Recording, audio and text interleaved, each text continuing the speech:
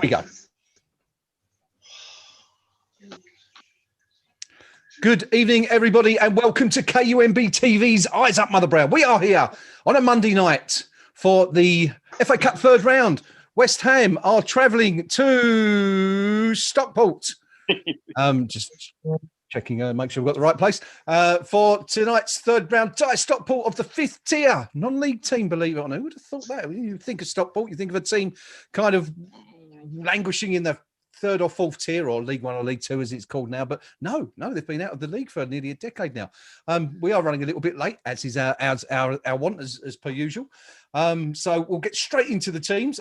Gnome has got the teams ready to go next to me. So Gnome, news about West Ham and our opponents tonight, please.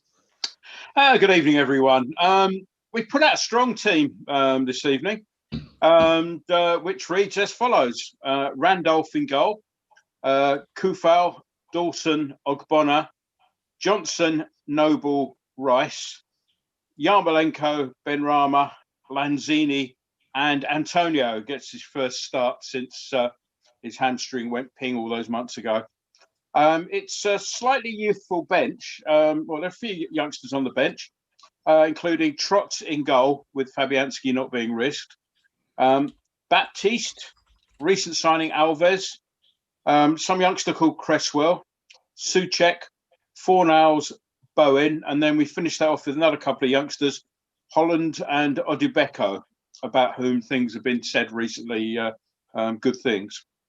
For the home side, they line up as follows: Hinchcliffe in goal, Minahan, Hogan, Maynard, Rooney, Connor Jennings, Williams, Kitching, Keane, Crosdale, and Reed. And on the bench, they have James Jennings, Palmer, Thomas, Bennett, Stott, Southam Hales, Barnes, Gilmore, and Hinchy. Bit confused there a little bit by the presence of Palmer on the bench for the home team. He was due to serve a suspension against Eastleigh in midweek, and that game was called off due to COVID, which should mean, because it was a straight red card, the offence that led to a suspension, should mean that carries on into the FA Cup, as far as I've been able to find out. But clearly that doesn't seem to be the case. But so a little bit confused by his presence on the bench there. So maybe if he comes on for 90 seconds, we'll get the game replayed or something. Yes, memories of one Emmanuel Omiini from all those years ago. Talking about players. What did you make that? I mean, we spoke about this last week with Dave and Russ from the Stockport County site, talking about potential suspensions. I think they were under the impression that he was unavailable as well tonight. Yeah, my understanding is that if he'd got just 2 yellows, then the suspension wouldn't have carried into the FA Cup. But if you get a straight red, it covers all competitions. They lost 2 players in the Hartlepool game. Rooney was the other one, but I think his might have been a second yellow. But clearly it was some sort of, I think it might have been a 3-match suspension. So that maybe I'm wrong. Maybe it's entirely possible the disciplinary rules are different to what I think they are. That's half the time it appears the laws of the game are pretty different to what everyone thinks they are. So why should the disciplinary rules be any different? Well, there you go. There you have it. Once again, I should apologise. It appears from the comments in the YouTube live chat that I'm green again for some reason, as was the case a few weeks ago. I don't know why. Still don't know why it's happening, but anyway, I hope it won't spoil your enjoyment of tonight's broadcast. I'm joined, of course, as we've already met. Gnome, he's here tonight. Also joining us this evening, the usual crew. We've got the pink Palermo down there in the corner with the boomerang, the lucky boomerang sitting above his head, and also Rio. What t-shirt? It looks like a Clutch t-shirt tonight, Rio. We're sporting there. Yes, that's the second greatest band in the world. People asking about what I was going to wear tonight. You know, let the audience keep on the edge of their seat, keep them guessing. So I come out with the second best band in the world. As we go through these episodes of this nonsense that we do game by game, I've got a few more up my sleeve.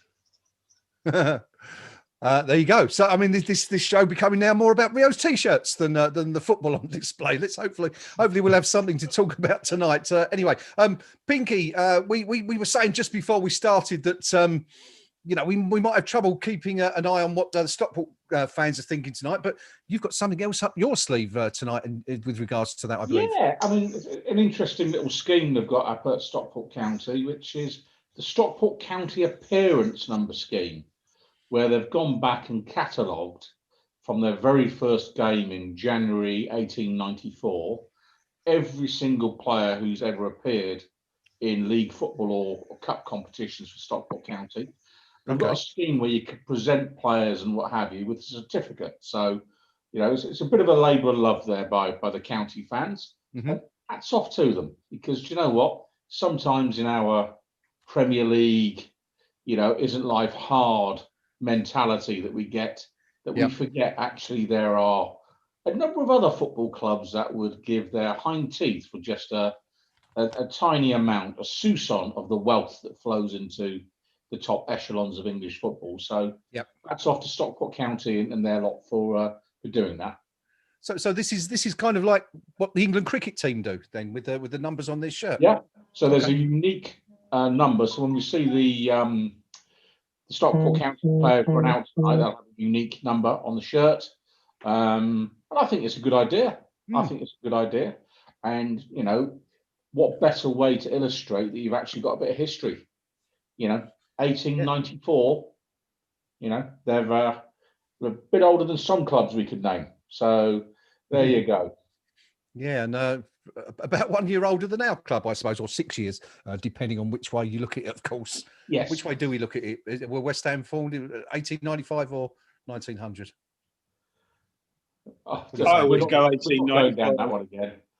Yeah. Okay. We had that debate. But their very first player was Joe Birchinall.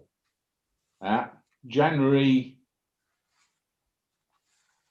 1894. Wow. There you go. There's a good old footballing name for those of us of a certain age, Birchinall. Famous photograph of Alan Birchinall played for Sheffield United, and he got transferred to Leicester. There's a famous photograph of him and Tony Curry playing against each other, and it just basically ended up on the floor. And they just looked at each other and gave each other a kiss. They weren't selling cream eggs, were they? Sorry? They weren't selling cream eggs.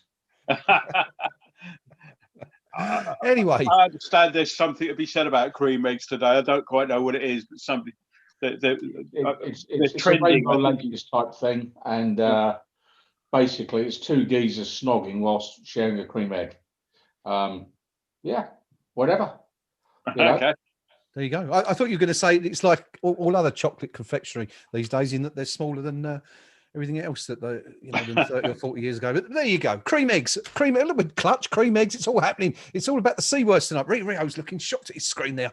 We'll have to see what else we can do. Rio, the only person who looks like a cream egg. Well, that's incredibly harsh. Incredibly harsh. Rio, there are two of you. You've got your hat on though. I know when you get these big Easter eggs, I always thought that Cadbury should bring out a giant size Cadbury cream egg with all the gunk in the middle. Oh man, with a big Probably spoon. weigh about 3 stone. A ladle. Yeah, but could you just imagine? Yeah. Right. That'd be awesome. Just giving us a Cadbury's. There you go. If anyone from Cadbury's is watching, make it happen. You've still got time before Easter gets here. We want a giant Easter egg. Hellos to all you wonderful people tuning in on the stream tonight.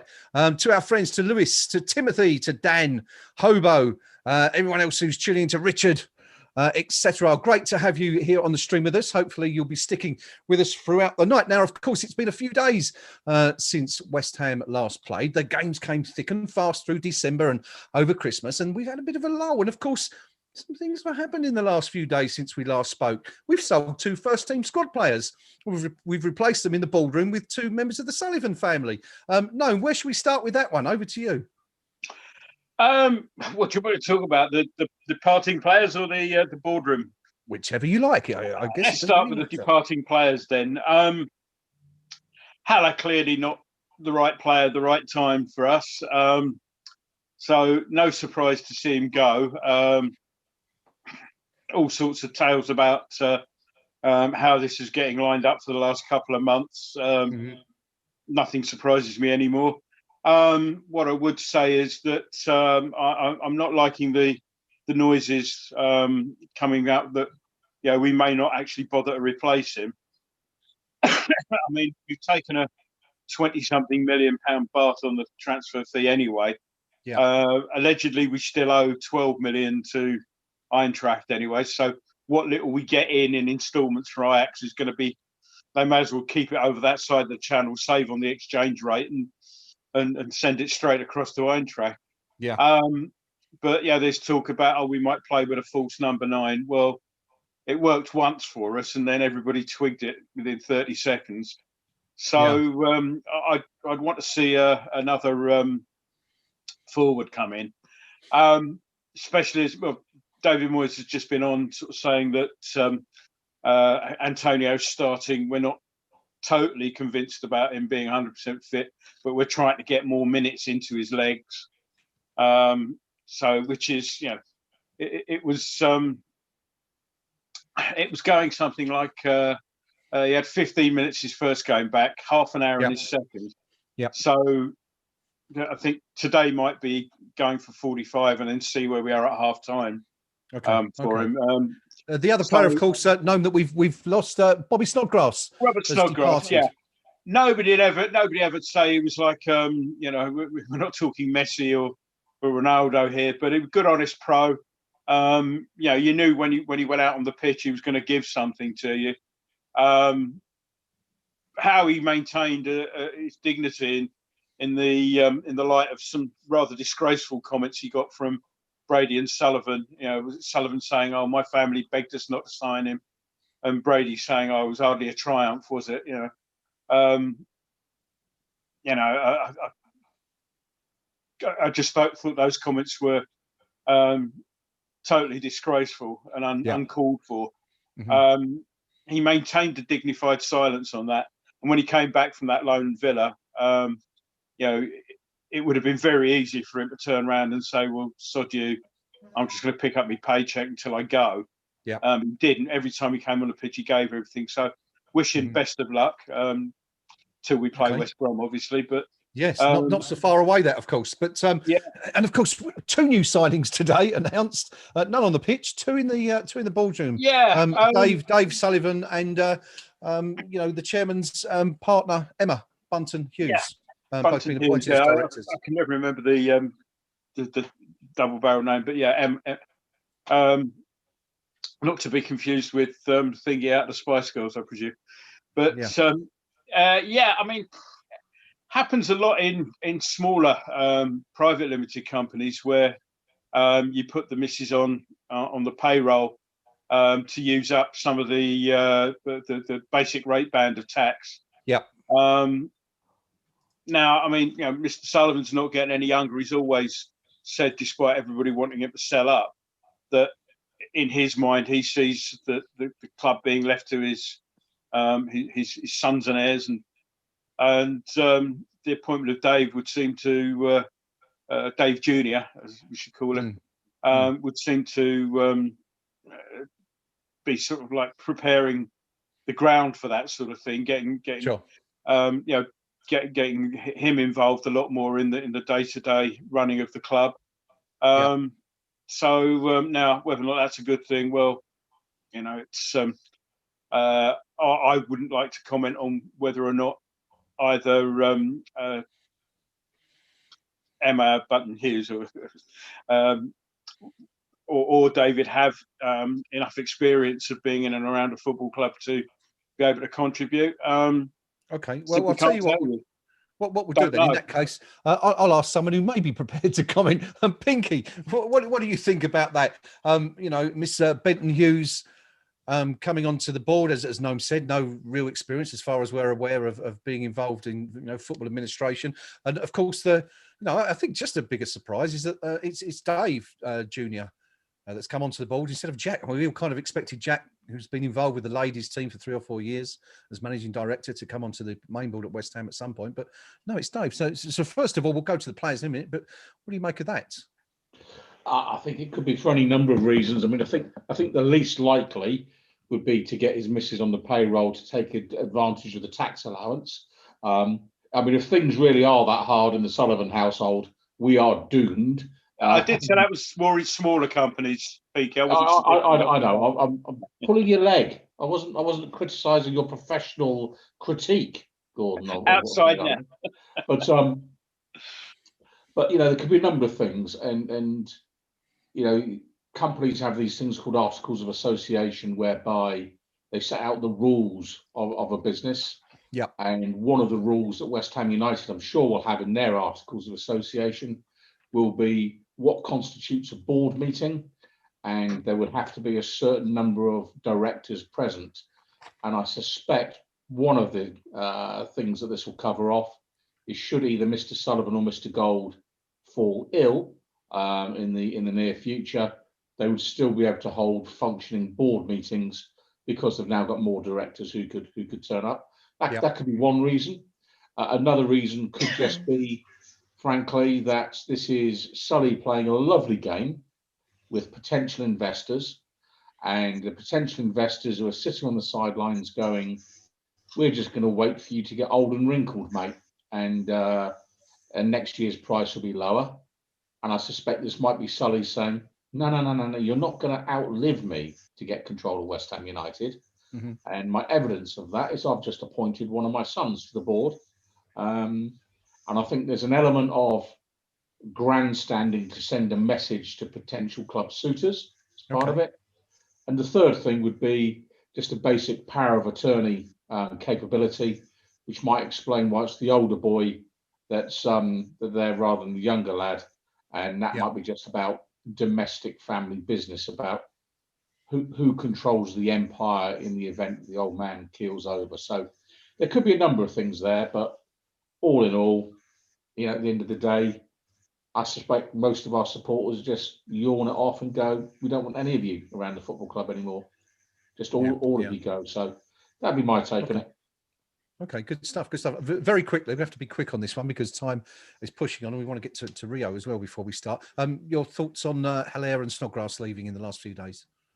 Hilaire really Oh, sorry. Do you want me or Rio? Sorry, Rio. That was for Pinky. I'll come to you in just a second, buddy. Sorry, mate. No worries. Just sit there quietly. All right, thank you. Hilaire really had to go in the end. I think it was fairly clear he didn't really want to be there with us any longer. All sorts of rumours circulating about when he knew of Ajax's interest and things like that. Yeah. And at the end of the day, you can't retain unhappy players in the squad. It's not healthy. Having said that, I think Mr. Moyes' comments about us not really being prepared for his departure are very telling.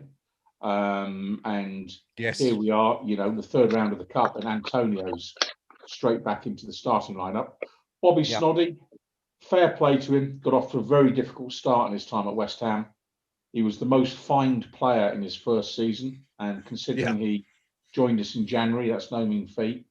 But he did his sort of penance at Aston Villa for a season, came back, and was every bit what Eamon Dunphy would call in his book Only a Game, the good pro.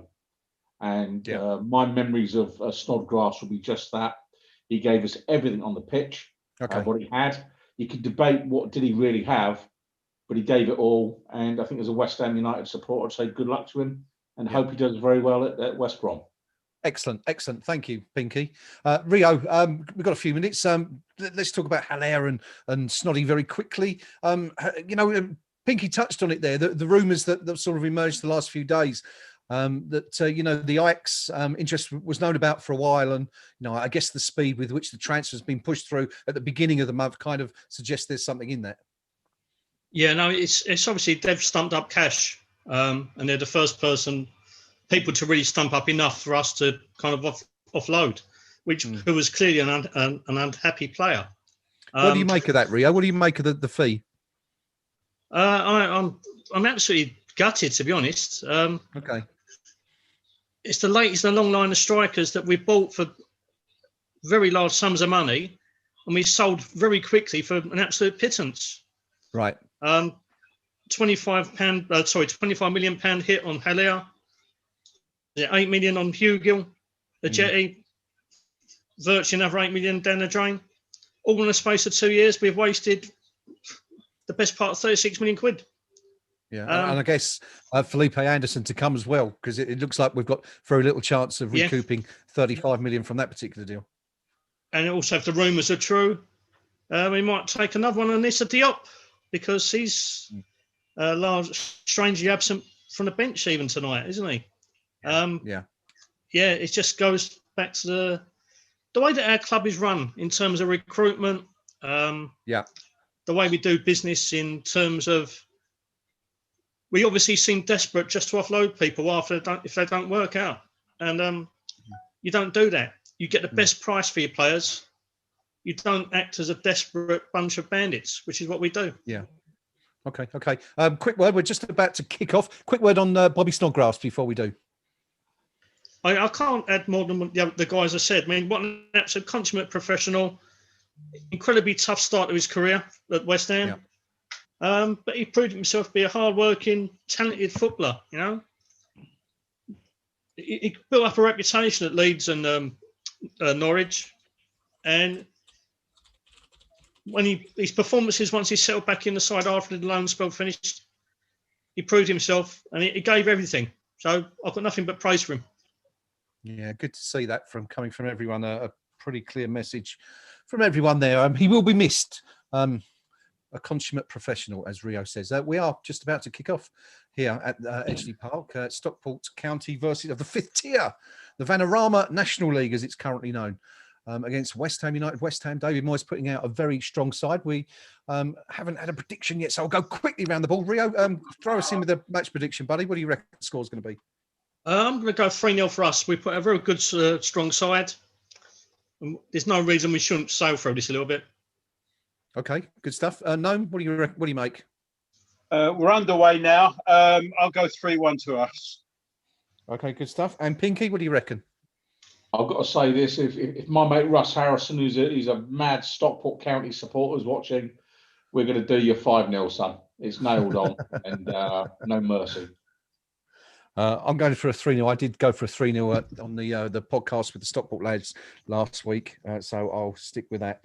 So anyway, everyone going for hoping, I suppose, for a handsome West Ham United win. We are underway. The ball's in West Ham's half. West Ham playing in that, I quite like that third kit, actually, that all-black kit that we only rarely wear. Mark Noble captaining the team tonight, Pinky. It's a bit of a strange one, that, in a way. I know he's club captain, but Declan Rice, who is playing, has been captaining the side, of course, in Mark's absence. Do you think that's right, that Mark should come in, and retain that, or do you think sort of Declan should keep the badge of honour? I think it's smart management by Moyes. I think it's diplomatic by Rice. At the end of the day, Noble himself knows he's not a first choice pick anymore. He knows it. He doesn't need supporters to tell him that. He doesn't need the manager to tell him that. Yeah. So I think there's nothing wrong in his peer group being respectful in his, shall we say, final days with the club. And I think it's a nice touch, actually. So I'm all right with it. Okay. The big one, of course, is when we're at Wembley in May. Who's captain that day? Yeah, well, who knows? Let's hope so. And wouldn't it be typical, of course, for West Ham to get there and we couldn't go and watch the game. Don't even go there.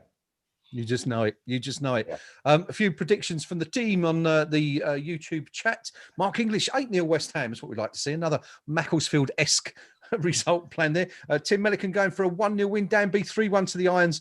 Lewis John 3-1 win. Richard Van 4-0 to the Hammers. So we're all hugely confident tonight, Gnome, which means something's surely going to go wrong.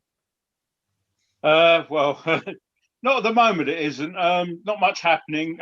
Good turn from Yarmolenko out left. Pulls the ball back now to Noble, who's squared it. That's Rice in decent position, but he didn't. He thought about the shot, didn't, and then tried to play the ball inside the fullback. But I'm not sure that was out on the right there, but they didn't read it, and it's a goal kick.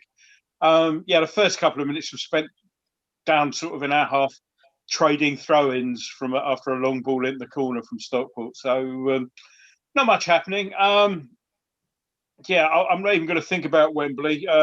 Just to say one thing we haven't said is that the winners of this tie will be at home to Doncaster in the next round, and the winners of that tie will be away to Manchester United or Liverpool in the round after that. So, how do we know that? Sorry, I mean, what's Did two draws tonight. Did the draw about an hour ago.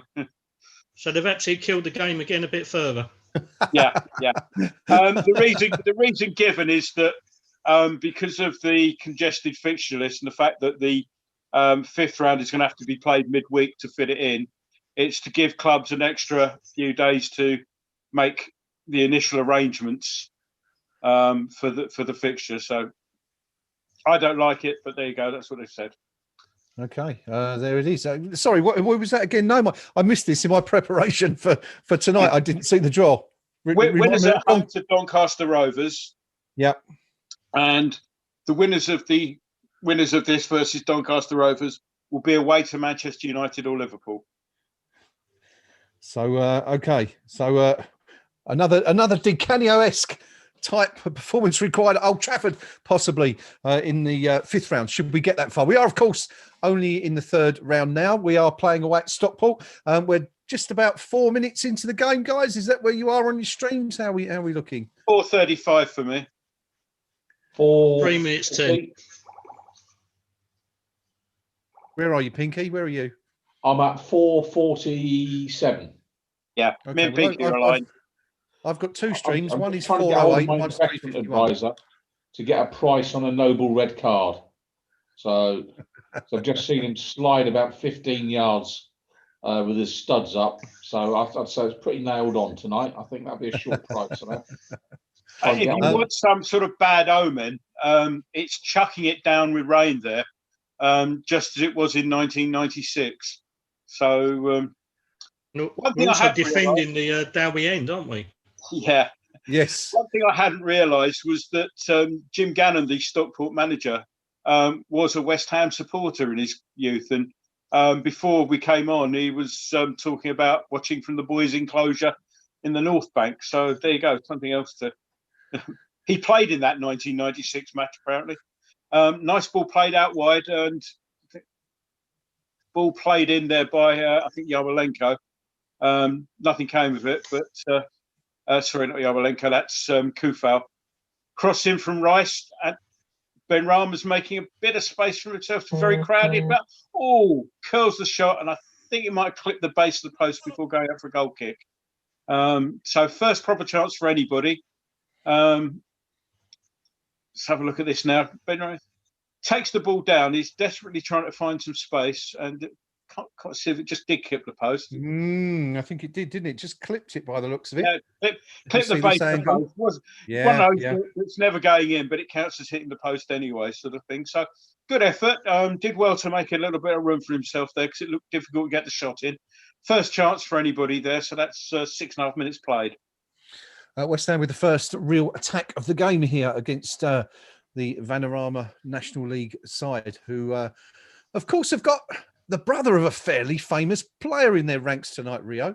A guy called Rooney that some of us may have heard of. Seems to have got the goal scoring thing as well, just like his brother, by all accounts. Stockport on the attack here, right? But it's come to nothing. They got some space on the left, got the cross in, but it was blocked out, and it's been cleared. And I think it's a West Ham throw. So, sorry, carry on. Yes, young Rooney, Rio. Scored a few goals already this season for Stockport. Yeah, apparently he's got one from the halfway line, just like his brother as well. All I'm going to say is I didn't really rate Ryan that much. It was decent enough, but not one of the all-time greats. And I don't rate his brother much either. There you go. Well, let's hope he doesn't come to talking about long-range shots. Of course, remember him scoring that one at the bowling ground all those years ago. Who was it? Was it Tompkins that he fouled? He shoved Tompkins in the back like that, didn't he? Everybody Tompkins, looked the wasn't other it? way, ignored it. Yeah. And yes, all they talked about was the glorious finish, ignoring the obvious foul before it that night on Match of the Day, I seem to recall. 8 minutes gone. Stockport nil, West Ham United nil. West Ham and manager David Moyes putting a very strong lineup out tonight. We've spoken in the build-up there, Pinky, about Michail Antonio. What do you make of that? Do you expect to see him for sort of just 45 minutes tonight? Or do you think it's a question of he'll stay on, for as long as he's required? I think we'll certainly see him for an hour. And the game really is about building up his match fitness. But tragically, we need a goal from him as well, because where else is it coming from? What a state of affairs where the manager has to pick the only recognised non-striker as a striker on the club's payroll. How's it come to this, that the 7th or 8th highest revenue earning football club in the world, or whatever we are, is in this position? It's genuinely laughable. I'm delighted we've put the team out that we have, because normally I'd be one of the on ones the attack now at Stockport, but it's, if he gets injured tonight, it's a big call. On the attack now, Ben Rama's on the edge of the box out on the left, pulls the ball back to Johnson, squares it for Noble, who's looking for an entry there. Noble's actually goes on a bit of a mazy run into the box, and Mike Dean's given that as a goal kick. That looked like a corner, but Michail Antonio certainly felt so. Gnome. Let's have a look now. Yeah, definite corner. Just seen it now again. I think unusual for Mike Dean to get get something wrong there. I think he ran at a forward player in the clear hope that he was going to leave his leg dangling out and that Nobes could just drag it across it. But I don't think that the Stockport lad fell for that. I think Nobes was about to be naughty. Yes. Antonio crosses the ball in. We now have a corner. Try and deny us that one. Antonio got in on the right-hand side behind the fullback, pulled the cross in, but it was blocked for a corner on our right-hand side. And Noble's going traipsing across to take that. So let's hope he actually beats the first man, because it's not always been his forte. And Ogbonna's come up, and both Ogbonna and Dawson have come up for this. So just wait for the corner now. Okay, once that's happened, Rio, we'll have a look at the KUMB forum match thread and just see what people are saying about the lineup in the opening 10 minutes. No, and it's a poor corner from Noble. Along the floor, doesn't beat the first man. West Ham retain possession and has played out for a throw. Not a very good corner from the skipper there, I'm afraid. He does have a bit of previous in that respect. Could you just imagine that our travelling support, if that had been done just in front of us? Can you imagine the howls of derision that would be raining down on our captain right now?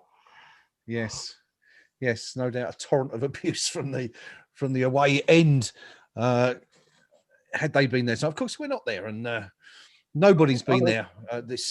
We're just seeing West Ham on the attack again. Gnome, take this up. Rice trips over the ball, but we still maintain possession. Ogbonna comes up and plays it forward, and Noble and Lanzini combining now. Lanzini looking for a way in. Sees the door locked, but good effort there from Yarmolenko. Ball played back, he cut in a little bit, played the decent looking shot. Let's have a look at it from behind. Along the floor. Yard or so wide, not that wide. Had the keeper worried. Well, 2 shots from West Ham, neither on target so far, but those are the only 2 shots of the game. I have to say we're keeping possession quite a lot, and the game is being played, especially the last 5 minutes or so, very much in the Stockport half. We're now seeing pictures of Dawson, who's pretending to be injured again. Yeah, not one of those mystery injuries that he had against who was it the other day?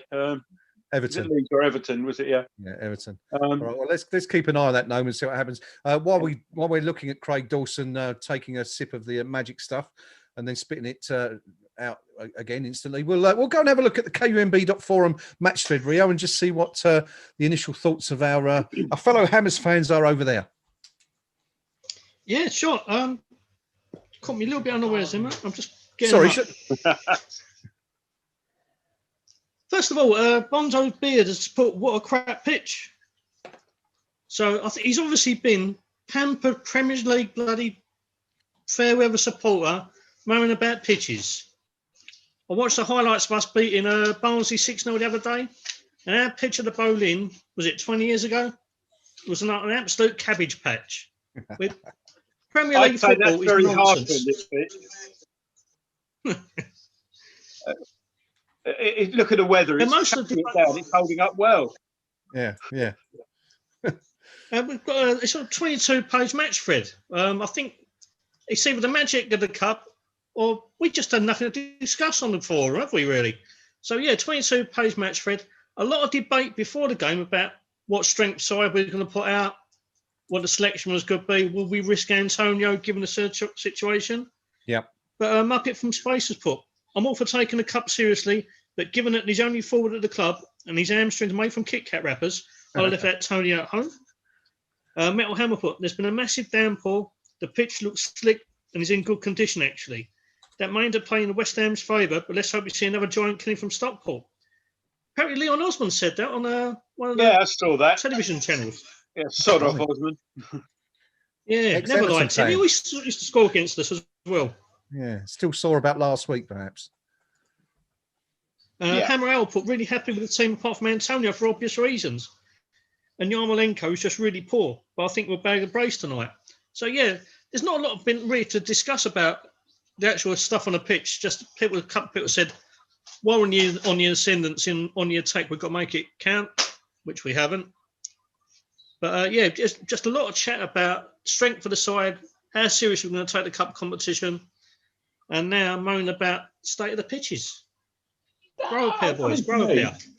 I'm actually going to come out strongly in support of David Moyes here for picking Antonio.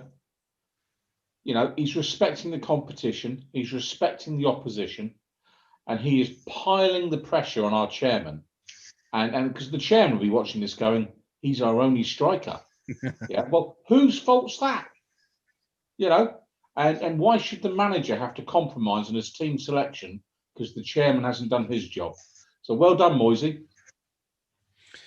Yes, we just seen Stockport try and break there, but good defensive work by Johnson on the right for West Ham. Yeah, of course, West Ham. Was it a few fireworks going off there at Edgley Park? A bit early for that, and perhaps they know something we Not don't. At all. 15 minutes and we haven't conceded. That's a good reason to set up a firework. Yeah, I think they were doing that at Marine yesterday, weren't they, against Tottenham, and then the wheels kind of fell off in the following 15 minutes. Hopefully something similar will happen here tonight, but who knows?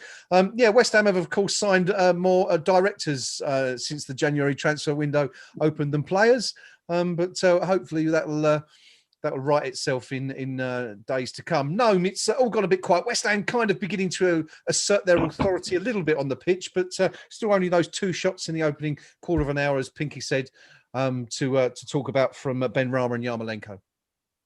Yeah, we retained possession fairly well, but we've just had a full free kick there. Excuse me, for a slight little tug back as the ball went loose. So a free kick. Yeah, we've retained possession fairly well. I think the stat was something like 68% in our favour. As Mike Dean has a quiet word with Lanzini for God knows why, for having the temerity to be fouled for some reason. But yeah, he's milking this, isn't he, Mr. Dean? Look, it's a free kick. Get on with it, you know. And he's now having a word with Noble. And are they worried about the fireworks or something like that? Is this? Yeah, I think that's what it is. I think Dean's scared by the fireworks, and he's saying, you know, what if anything comes over here? It's Rice is telling, well, look, it's outside. What are the chances? You know. This is quite remarkable stuff, isn't it? I mean, have you ever seen anyone ever seen a match paused or suspended because of the threat of fireworks? Not that far Oh. away anyway, outside the ground. Hang on, we'll have Ray Winstone in the crowd shouting, "Fix bayonets!" Anyway, we're back underway. Free kick Playing. taken to Yarmolenko out the touchline. Winter throw in. He's beaten his man. Tries to get the cross in.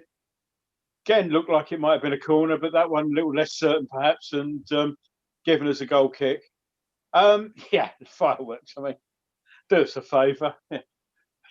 I mean, what are the chances of I don't know, a standard £2 rocket sort of landing on anyone's head from outside there? It's I'll give someone a fiver if they hit Dean himself.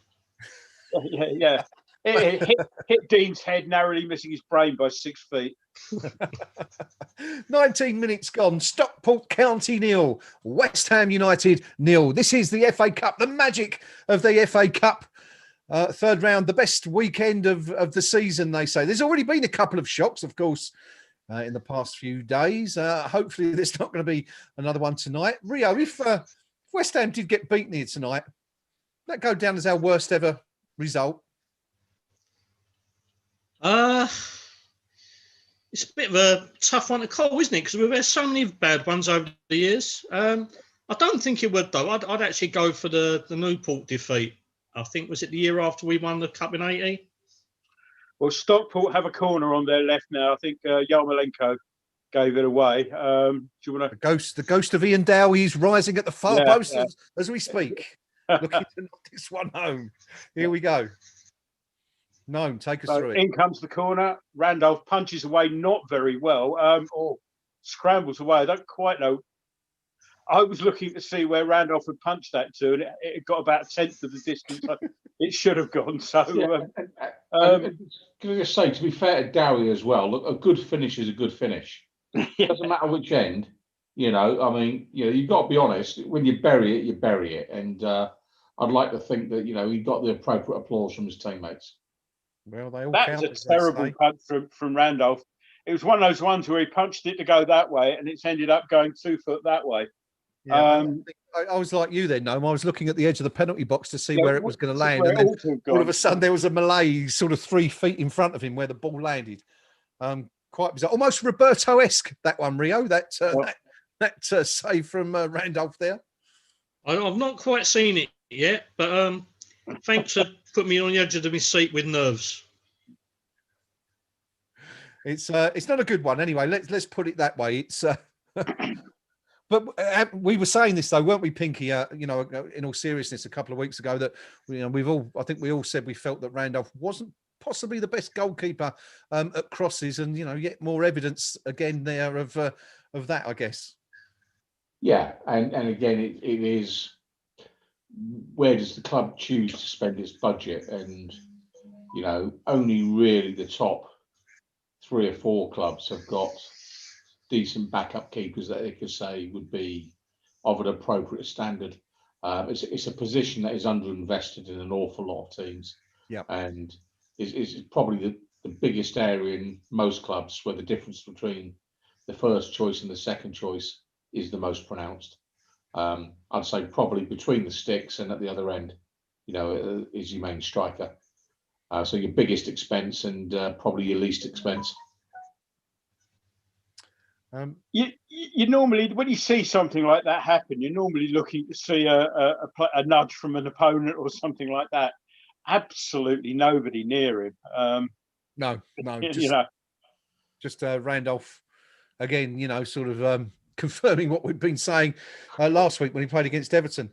To his credit, let's be fair here. I mean, he's also, we also said he's a fantastic shot stopper. So, credit where it's due, I guess. A pal of mine a few years ago looked at developing a goalkeeper glove with a little bit that actually popped up when you wanted to punch the ball. So when you clenched your fist, it made it a much bigger surface area.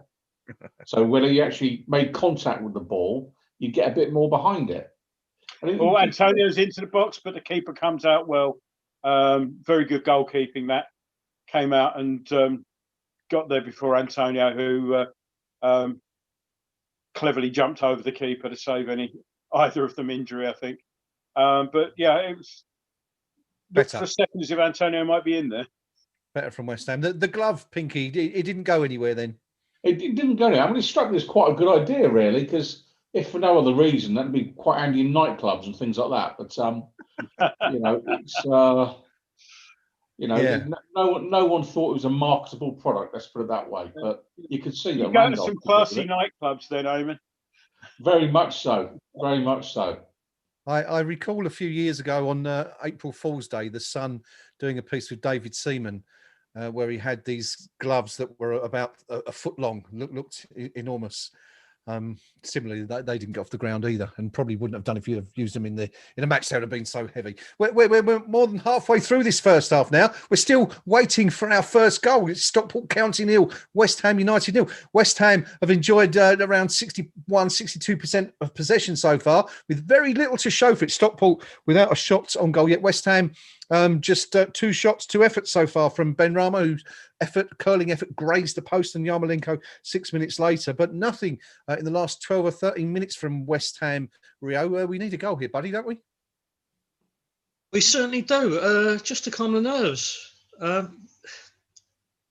We've had the Lions possession of the play. We're just not creating enough, are we? It's a little bit scrappy, bit disjointed. I've got a concern because we've got a lot of goals from set pieces this season, been one of our main weapons. But with no designated set piece taker on the pitch, really, like because Bowie normally takes them to a decent quality. Yeah. Obviously, Snodgrass has gone. Mm-hmm. We're left on Nobes, and let's be honest, that first effort was pretty shocking. And he's made a bit of a rough for his own back over the last few years, hasn't he, with the kind of lack of quality set pieces. So that takes another bit of weapon out of our armoury. So I think we just need to carry on what they're doing. We need to play it patiently and just take our chances when they come. But we need to actually get in the box and cause a little bit of damage. Sorry, did I just see a foul throw there? It wouldn't have been Johnson. The first this evening. If it was Johnson, he keeps lifting one of his legs. He's done it at least twice before that one, if he did it again there. It's one of those things, eventually somebody must spot it, but it's one of those things that nobody seems to look for these days. Well, I'll tell you now, any professional footballer that commits a foul throw as their manager, I would fine 2 weeks' wages in a standing order. You know, it'd be an automatic 2-week fine, no question. Yeah, Johnston has a habit of lifting his back leg as he takes it. He's done it at least twice early on. I just thought we might get another one to sort of compare it with, but we've got I've just lost the ball there, but thought we were going to be on the attack there. But yeah, Declan Rice, nearly feeds Yarmolenko. Ball played back to the keeper. It shouldn't have been treated as a back pass, but he does, and he clears it long. Goal. No, listen. I've got to bring this up. I've noticed their goalkeeper's wearing a short sleeve shirt tonight. I'm not a fan of goalkeepers in short sleeve shirts. What's that all about? It's a modern phenomenon, isn't it? Yeah, started a few World Cups ago, didn't it? I can't remember which one it was now, but was it the Colombian guy? Might well have been. Was it Chilavert, the Paraguayan? Yeah. Yes, yeah. It became a sort of fad, and everyone wears them now. I don't know. It just doesn't look right to me. Yeah. Good. I'm glad. But then, you know, a lot of what I'm seeing out there doesn't look right to me. I'm getting on a bit. So. Yes, I mean, now, of course, it's substitutes. Down my rain. It's the middle of January. Substitutes who haven't got their kit ready when they're coming on, for example, and that sort of thing. Yeah, I must say, Rio touching on the point there about the pitch in January. I mean, of course, I was going to say by this time in the old days, these pitches would be a sodden, boggy mess. But I guess that was pretty much the case by September, wasn't it? Sort of in the 70s and 80s, let alone January. The baseball ground. Well, yes, the famous match where they had to paint the penalty spot. Of course. Shot there from Benrahma, who got into some space from outside the box. let's have a look at it again. Played nicely in by Noble. Took a first-time effort, couple of yards wide. I like the way Ben Rama's hair matches the shirt. You know, it's kind of like dark and light. You know, you can't accuse him of getting dressed in the dark, can you? I mean, he knows what he's doing. That's a really good point, actually. I like that one. I like that one. And yeah, it does. It's a perfect match, isn't it? Gold top from Ben Rama, just like the shirt. Fantastic. Looking really good. A third shot for West Ham, a second from Ben Rama. Pinky, didn't we touch the other day against Everton about long-range shots? That's 2 now out of our 3 from outside the box so far. Yes. So how do I want to spin this evening? If you don't shoot, you don't score. Okay, we all know that. But really, shots from 30 yards against Stockport County? Really? Not a fan then. Not a fan tonight anyway. I think we could be working a bit harder, but I think we could be working a bit smarter. I mean, I'd be inclined to give Stockport a bit more of the ball and say, do you know what? You know, tempt you down our end for a bit and then hit them on the break perhaps. Because, you know, if we were used to taking pot shots from 30 yards, well, we're not exactly getting in behind them, are we? Very, very good point. We haven't got behind them at all yet, have we? I mean, we're nearly a third of the way through this game now. We're just seeing Stockport attack on the left-hand side with a cross going into the box that's well dealt with. Well, it's not actually very well dealt with by Dawson because it's come straight back in. And there's an offside in there. Yeah. Thought a shot was coming. A good quote from the forum. Rio? With regards to the firework display, Yes. Parker's here has quoted a little quote taken from Twitter. Those fireworks are to celebrate Mark Noble, who dribbled 20 yards in the forward direction, which he hasn't done successfully for about 6 years. There you go. Exclusive on Eyes Up Mother Brown. The fireworks, of course, for those who missed it, temporarily stopping the game earlier due to concern from the referee, Mike Dean. Connor Green says, evening all. How are you doing, Connor? Good to see you on the stream. And Mark English says, my 8-0 prediction isn't looking quite so good right now.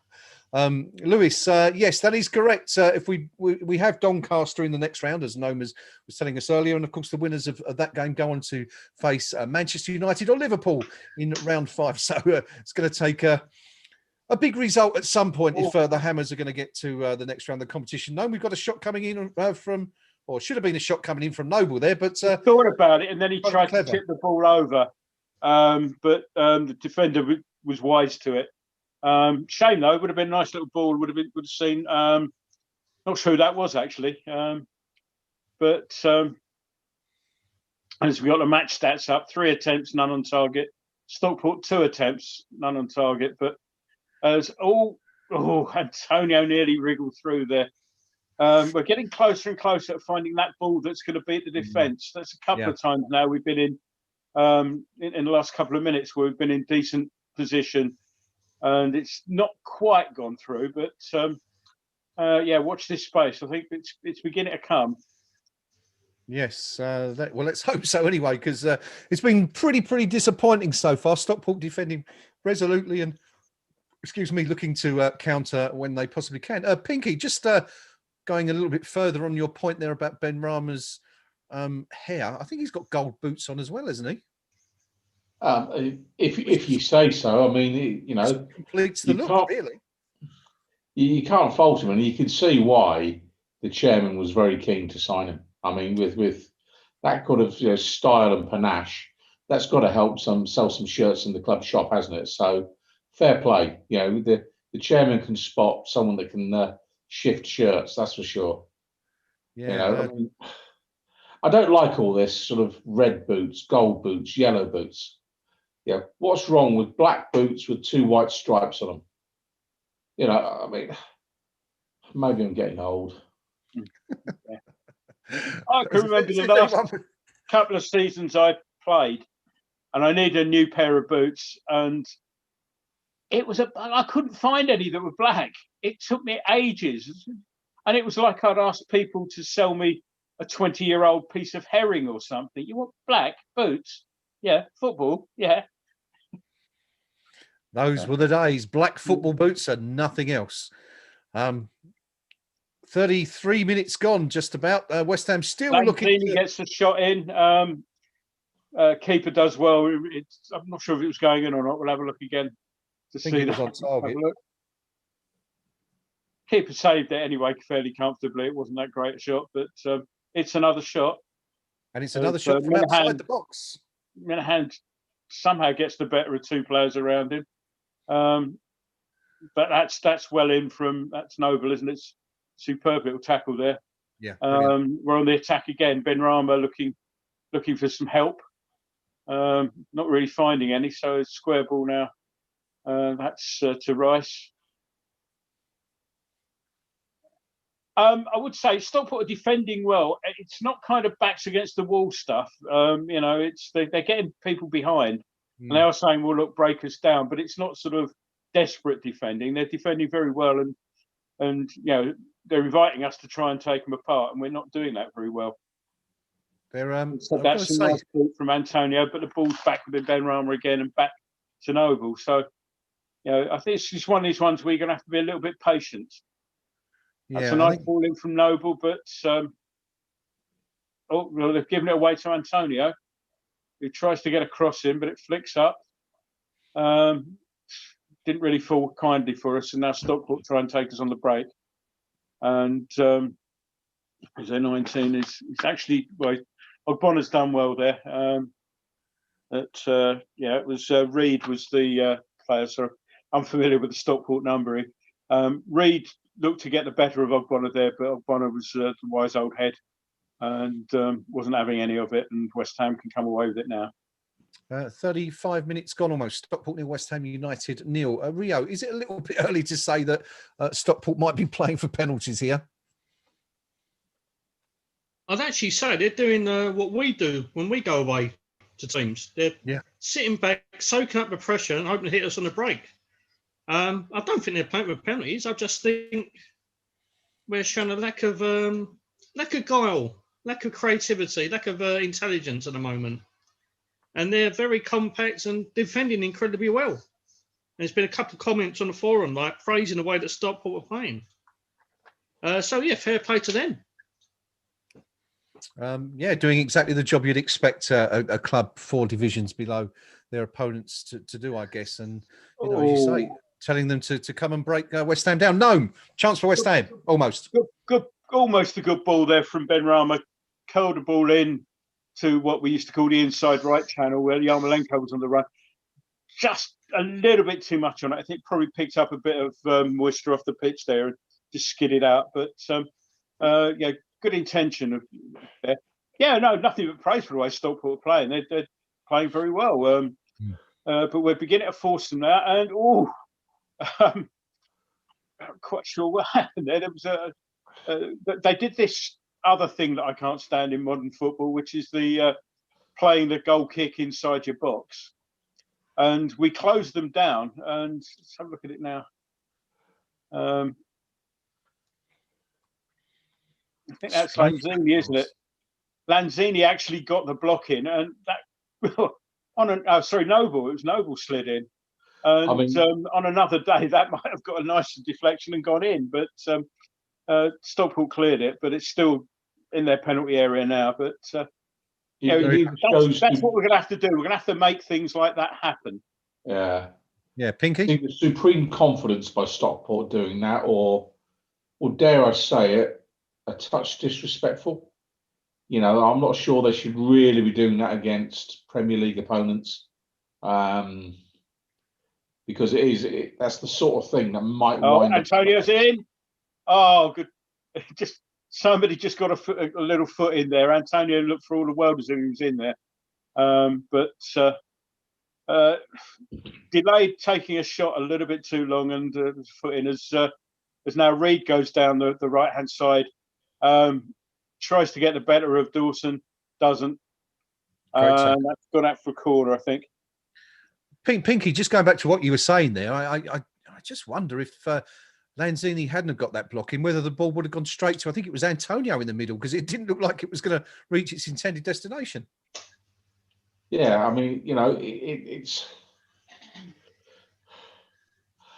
I'm not too sure about Stockport at the minute. If I'm being honest, I think they are well organised. They've got a decent shape about them, but I'm not sure they've got the absolute bit of quality that they should need tonight. So what I'm really leaning towards is they'll get a lucky goal at some point, and we'll say we was robbed.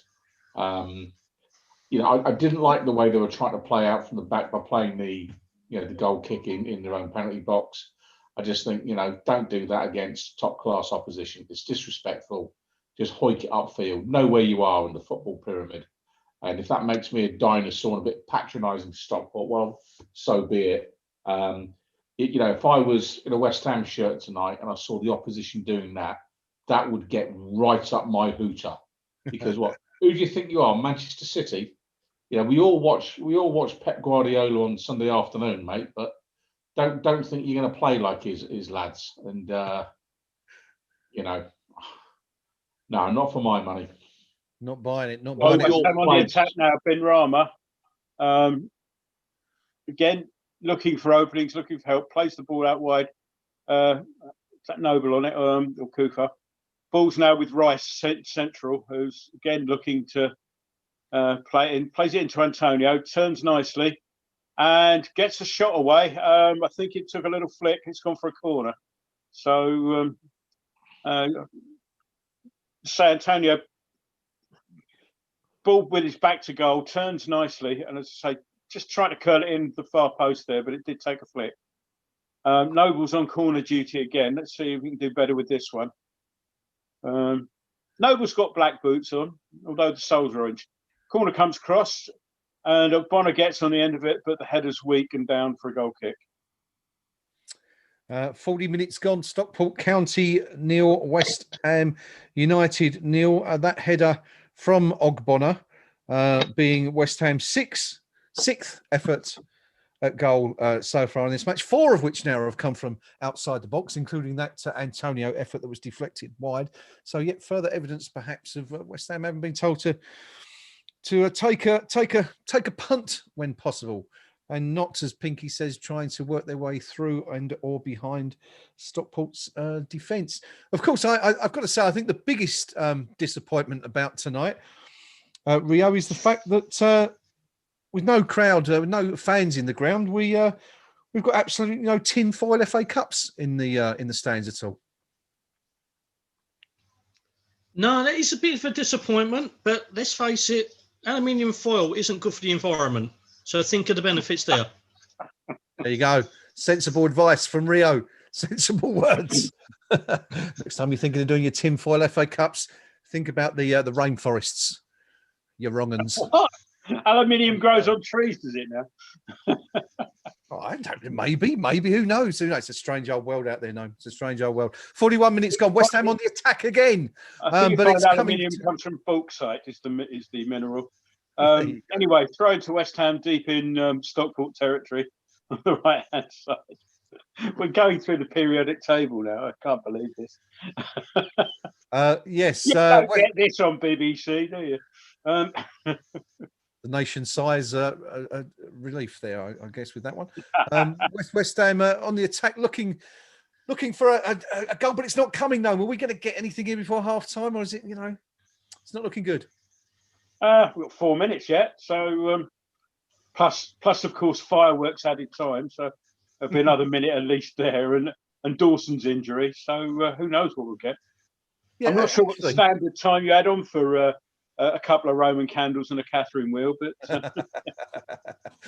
just going back to that, I took my eyes off the screen for 30 seconds or so. Well, was there actually any injury to Dawson again, or was this has he got, what's going on here, Pinky? Has he got a little something going on with the bookies that, if I go down for a certain amount of time every game, betting scam or something like that? But yeah. But no, I mean, to be fair to him, he's not doing very much wrong for us, is he? Since a player who we all sort of went, oh God, not Dawson, when he joined us. He is keeping £22 million Issa Diop out of the team. Mm-hmm. And it just goes to show that you don't necessarily have to spend big to get the right players. Just getting the right players is what's important. And picking up on Rio's earlier sort of like conspiracy theory on Diop, I too would expect to see him potentially signing forms at another club in the next day or two, I suggest. Because if a player can't get in the team, this is the classic game where you give him a run out, you know, and for him not to get Rice has just made some space for himself, cut into the centre and had a dig. Not the greatest of digs. Was always curling away, probably a good 10 yards wide and probably a good 5 or 6 over as well. That's your fault, Pinky, because I'm sure you've been shouting at him in the past he ought to be having more shots. We're not like that, mate. He's just making sure that Sam Allardyce never comes in for him, shooting from 20 yards out, you know. I'm kind of keeping a tally of this now. Now we sort of mentioned it. That's 7 shots from West Ham, 5 of which now have come from outside the box so far. So there you go. Definitely, it would seem a policy of David Moyes to tell the boys I think to that have a might go. have been another foul throw from Johnson there. I think his leg was up again. Got away with it again, but you know, it just shocks me that's a thing in this day and age. It's not something that the Masons do, is it? They're sort of like one of their secret signals, you know. I wouldn't know, Pinky. They wouldn't invite me. Well, there you go. If you see Ben Johnson down the local lodge next week, you know why. Yes. 40. We're pretty much at the end of the half now. We've just seen West Ham concede an offside decision. I think that is there. Paul Fury asks, at what time should we start getting mildly concerned, then a bit anxious, and finally completely worried? August, I usually start doing that. I was going to say yes, a week last Tuesday. Yeah. There you go, Paul. We're way beyond time. We're pretty much Gnome. Have we seen any indication of how much added time, fireworks time we're being given? Not at the moment. As Stockport, Johnson makes a mess of the clearance there. Minahan's got behind Johnson, gets the cross in, and that's gone out for a corner. Yeah, that was Johnson's ball all the way, but he made a right. I think he tried to be too clever and play it back inside Minahan, and of course Minahan was able to block and went through. Tried to get the cross in. Ogbonna had come across to cover. The last corner Stockport got, they didn't swing it in too close to Randolph. I'd be inclined to try that if I were them, but it looks like they're going to take a short one with Rooney going to be the recipient if it is short. Well, here we Ball go. Comes in and it's just, it's awful. I don't know quite what happened there. I don't know if it was played straight from the corner, but it just went straight out of play at the near post. So I'm sure I've just seen Jim Gannon say that was worse than effing Nobles. You know, 2 minutes of stoppage, by the way. But I'm sure that's what he said. Yeah. Talking of Jim Gannon, 2 minutes, thank you, Gnome, added on at the end of this one, so we're almost there. I've got to say, Jim Gannon bearing a striking resemblance to Graham Souness out there tonight. I did a sort of double take, Rio, when I first saw him out there. Yeah, I was just about to say exactly the same thing. He looks imposingly scary, doesn't he? I wouldn't like to mess with him, you know? And the old wet look leather jacket and all, which is made doubly worse by the rain. Yeah, you expect him to step out the shadows and come and kill someone in a minute. Yeah, you wouldn't want to meet Jim Gannon in a dark alley on a Monday night in Stockport. But anyway, here we are, 47 minutes or so. The time's pretty much up as West Ham try to produce an attack, one more attack at the end of the first half. But I think that's going to be just about it, Gnome, for the first half. Just about. We've got Johnson out on the left looking to try and get a cross in. Dummies, and eventually gives away. I think that's the whistle. I guess it's pretty much as one might have expected. With Stockport defending well, and they've done a good half there based on their they play. Yeah, they're the National League. They're playing a Premier League team. It's up to us to break them down. We haven't looked like doing that on too many occasions. So we need to have a little bit more about us in the second half. quite a bit for Mr. Moyes to think about there. I think we get Antonio on the ball a little bit more in the second half, but not the greatest the first halves. But I think a few words at half time and maybe change a few things tactically rather than on personnel at the moment, and give them something to think about. Sorry, I do apologise for laughing. I mean, Pinky's just given all of us something to think about in a little message he sent us off there. I can't really repeat what it says, but let's just say it's a carefully angled picture of David Moyes during his pre-match interview. I think is about all we can say. And it's what we'd all be calling him if I was stood in the rain in bloody Stockport right now. So, because frankly, I think Gordon, I think you're being super generous there to our first half effort there. Let's be honest here. We've got very nearly a full strength team out there, and we look utterly devoid of ideas, devoid of creativity, devoid of a game plan.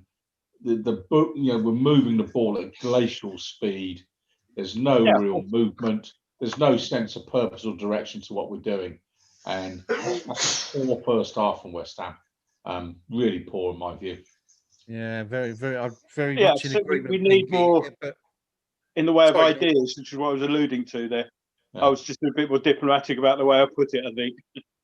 Yeah, I'm just going to ask Rio. I mean, looking at the first half, some good points made by the boys there, but I think West Ham have been sort of overplaying a little bit, looking a bit too confident. We've seen Johnson a few times. I mean, right at the end there, Johnson trying to, drag the ball back 3 or 4 times. We've seen Benrahma a few times trying to be a bit clever. No mentioned it a few minutes ago. Johnson conceding possession to Minahan in a very dangerous territory when trying to sort of dummy the ball around him. West Ham sort of forgetting the basics a little bit here in the first half and just trying to be a bit too clever. Yeah, I think that what the problem is that we may have respected the competition and the opposition in terms of the strength of the sides, but we're lacking intelligence in the way we're playing. The conditions aren't exactly great for us, but we're trying to overplay at times. We're not doing the basics right, I hate to say it, but there's a couple of passengers out there, players of real calibre who've just not imposed themselves in the game like they should be. And yeah, we're showing a little bit of how can I put it? Player-wise, they're showing a little bit of complacency in the way we're approaching this game. If they're not careful, we're going to get caught out. It takes one chance for them to break away, and we're done for. Yeah, certainly at the moment with the game poised at 0-0. No, we've seen West Ham, as you would expect in a fixture like this, enjoy the lion's share of possession, 63% to Stockport's 37%. But does the way David Moyes set his teams out make this sort of scenario that little bit more difficult for West Ham to deal with? We know in the Premier League, generally speaking, against most teams, Moyes sets his teams out to defend first and foremost, and then hit on the counter. We saw a couple of Premier League fixtures, didn't we, where it sort of we came unstuck a little bit. Fulham kind of sat off us a little bit, and we didn't really have the knowledge to break them down. A couple of other games since Sheffield United, perhaps as well. Is that perhaps affecting the way West Ham are playing? We're not used to teams sitting off us like this, and is that maybe costing us a little bit? It's certainly not our forte. I think it's probably the way to put that. It's it's what we do rather than what we have done to us. If you see what I mean. Yeah. But the problem I have with that is that it works as we can be a good counter-attacking team. Mm-hmm. But we've also got their play. I mean, there are some good players out there, and they've got to take a bit of responsibility and be able to adapt to when a team is, sort of playing those banks, and it's difficult to get between them. Yeah. There were signs towards the end of that half. There were just a couple of times when there was a little cutout or something like that where you thought, oh, that was nearly there. But we are a bit ponderous, as Pinky said, and we need to be able to think about the game a bit more and say go a bit more direct from time to time. And I don't mean sort of like lumping it long or anything like that. I'm thinking more about, instead of taking 4 or 5 passes to go across, try and get that ball in just that little bit quicker. A couple of times we've nearly got Antonio into a good spot, and the first time he was a bit ring rusty, and a player managed to get the foot in just as he was about to pull the trigger. We need something a little bit different to what we're doing, because we're getting it, we're pushing forward, and then we're sort of looking around trying to find something, and okay, we're not getting it, so it will go wide, and let's have, I mean, Ben Rama's been taking players on sort of in that sort of area between the halfway line and about sort of 15-20 yards out, and then he sort of runs up against the sort of blue wall, and what do I do next with it, sort of thing. Well, suggest that you push the run about a bit more, and try taking on people.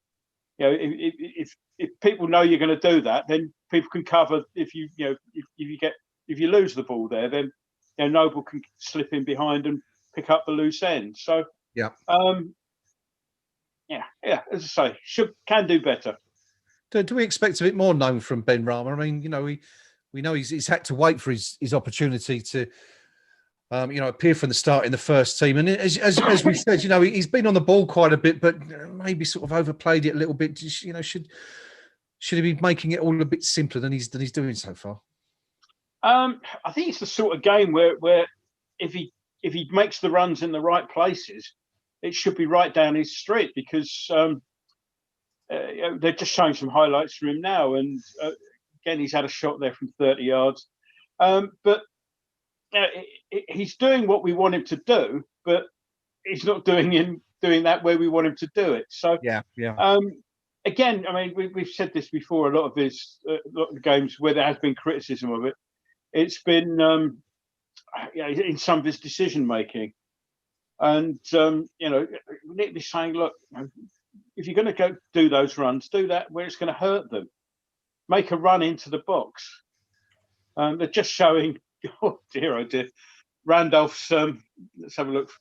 The punch. It's gone 180 degrees from. It really was Roberto time. That was. Could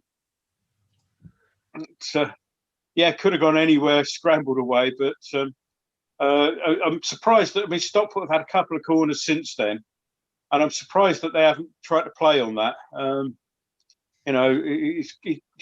We've said it for ages. He's not the greatest, from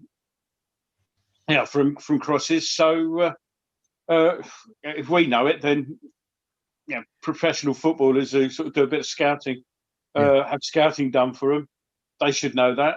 Why not try it? I'm glad they haven't. touch of the Draculas from Mr. Randolph there in that only real dangerous moment for West Ham so far.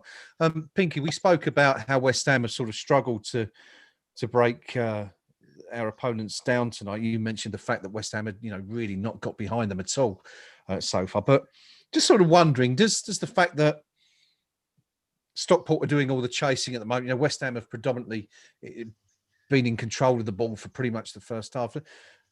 We're talking about a side here that are part-time, and playing in the 5th tier. Does that, as the game wears on, does that sort of start to affect them? And, in terms of their fitness, do we think that, they're going to be able to chase like that for 90 minutes? Or, is this really a case of it's just going to be a point where West Ham wear them down in effect, and, we can sort of profit from a mistake? How do you see that panning out? I'm not sure the game's been a quick enough pace to really drain Stockport's energy reserves. Normally you'd say round about the 80th minute they'd start to flag, compared with the very best opposition. For my money here, what we've got is a well organised Stockport team without the ball, So they know how to lock out the opposition. They form a good shape without the ball. They're disciplined. They know what they're doing. Mm-hmm. Hence my earlier comment about give them the ball, let them attack us for a while, and just see then, are they as disciplined? Are they as good at falling back into shape quickly if we're tearing up field? And I suspect the way to beat this lot is give them the ball, because our defence should be able to cope with whatever they've got. And I just think that our best chance is to let them lose their shape and their discipline, and just say, do you know what, we've mugged you now, lads, because you've lost that little bit of organisation. We'll tear up field and then bang one in. Because I can't see a goal coming otherwise. I think I'm looking at this. It's it's been played at a pace that I could cope with. Not being funny. This is not where we want to be. Playing at this pace, and they are making us look very, very ordinary indeed at this point in time. I mean, there you go, Mr. Chairman. We absolutely don't need to strengthen anywhere in the squad whatsoever. We are holding Stockport County. Yeah, there you go. It is, of course, if you're just joining us, 0-0 at the break between Stockport County and West Ham United. Stockport have had a couple of half chances, not really. Randolph hasn't had a save to make. West Ham have produced 7 efforts at goal, 5 of which have come from outside the box. The first of those in the 6th minute from Ben Rama, who's cut inside and an attempted curler, just clipped the far post. Didn't really look like it was one of those that was ever going to go in, but it was in fact the closest West Ham have come to really scoring in the first half. Gnome, you're on mute, by the way, at the moment, if you want to clip that off.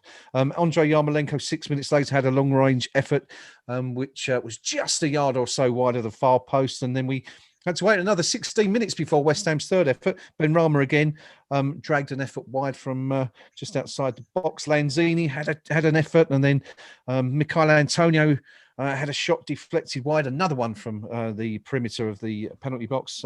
We did have one inside the box when Angelo Ogbonna's header didn't really cause any problems. And then the last effort of the half coming from Declan Rice, who tried his luck from about 20 yards. It was a pretty miserable effort that sailed high and wide of its intended target, which Rio pretty much summed up West Ham's first half so far. Is there anyone that sort of stood out for you, Rio, and for West Ham, or has it all been sort of pretty miserable, really? The only thing that really stood out is the ineptitude from some players. Flappy Daz is back to his best. Mark Noble still can't take a corner. Ben Johnson isn't get the basics right. Manuel Lanzini has been anonymous again. It's just nothing seems to gel, nothing seems to stick. Our brightest spark's been Ben Rama, but he should be destroying teams like this. Take away the conditions. He's just walking through teams like this, and given what he did for Brentford.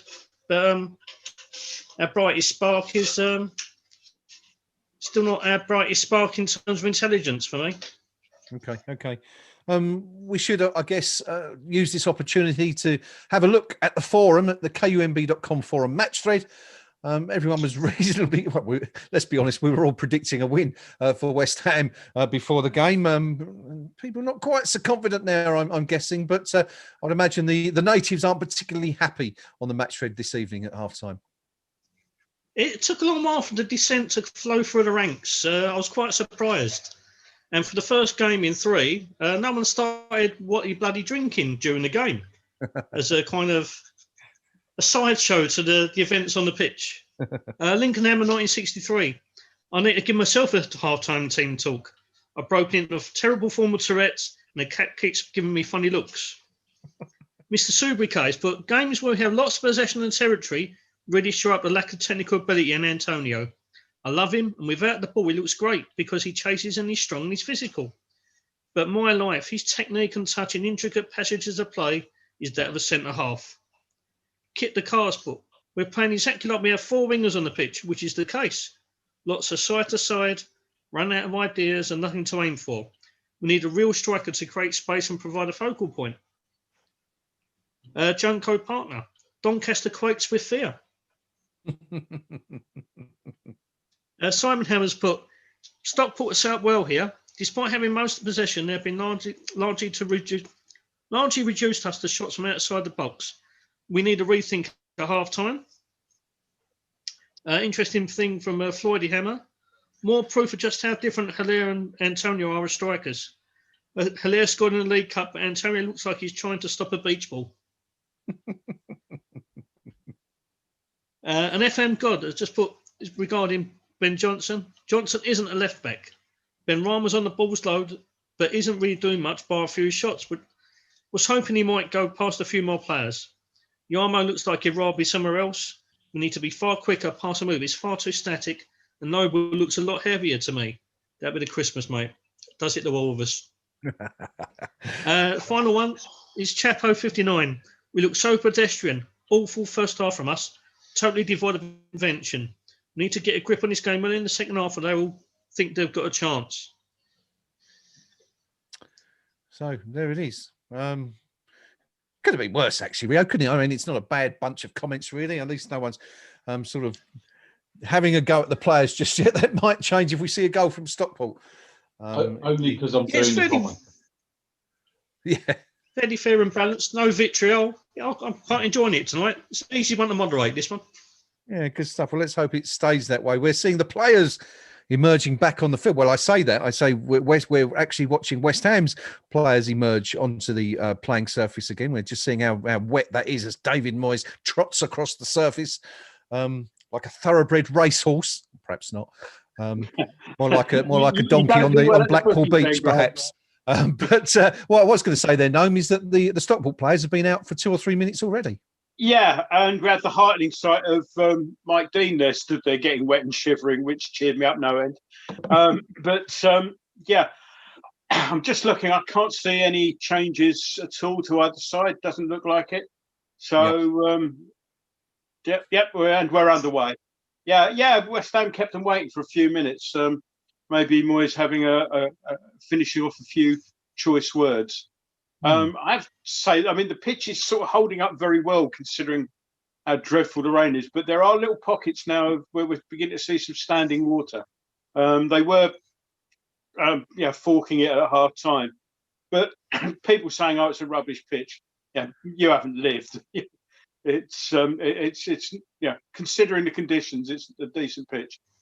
Long ball played towards Lanzini there, but he was never going to get on the end of that. So ball with the Stockport keeper Hinchcliffe.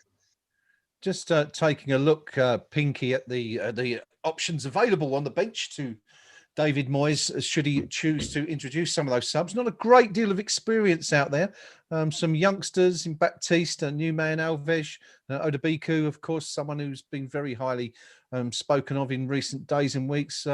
Then I suppose you've got Souček and Fornals, Bowen and Holland Cresswell. So some experience and a lot of first team players out there. But, what sort of point does David Moyes look at this and say, it's 0-0. We need some fresh legs and some fresh ideas here? I think fairly soon. I mean, at the minute, we are being embarrassed. And picking up on Noam's point about the pitch, it is going to deteriorate if this weather persists. And we don't want to be in a position where it's the 88th minute and we're having to sling everybody forward in the hope of just get something on the end of it. I think what we're seeing tonight is how much we badly miss Cresswell's left foot as an attacking threat. That's for sure. You look at the players we've got out there. Lovely ball. Put away for a corner. That was a lovely ball from Rice inside the fullback with Sufeld, that's how you will. He's onside and good covering from, I'm sure that wasn't the end there, but somebody came across from the centre for Stockport. And so we've got another corner out on our right. Noble's going to take it again. So let's see what happens here.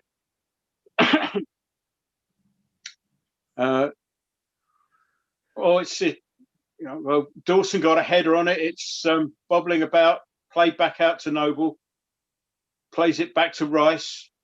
We still got possession, but it's nice back heel from Noble. puts Rice in, puts a dangerous looking cross in, but it's cleared again. And, you know, we haven't got many crosses in today. And when we do, it does cause problems, which I know the idea of resting Cresswell because he's played an awful lot lately. But, you know, maybe that's something to consider when looking at the changes. Throw it to Stockport at the moment anyway. Yeah, thanks. No, yeah, Pinky. Sorry, just picking back up on that point you were making there about potential substitutions. Yeah, I mean, for me, we should have more than enough talent already out there tonight to put this game to bed some time ago. But it's truly worrying that a player who we're going to commit, what is it, £30 million to inside Benrahma, is not absolutely bossing this game, nor is Manuel Lanzini, and nor, it must be said, are either Rice or Noble. Yeah, but who's actually going to put their foot on the ball and say, right, I'll take charge out here tonight? I'm just not seeing it. So I'd give it another 5 or 6 minutes, then I'd make 3 changes, you know, because just to send the message, this isn't enough. It's not good enough. You know, it's Stockport County.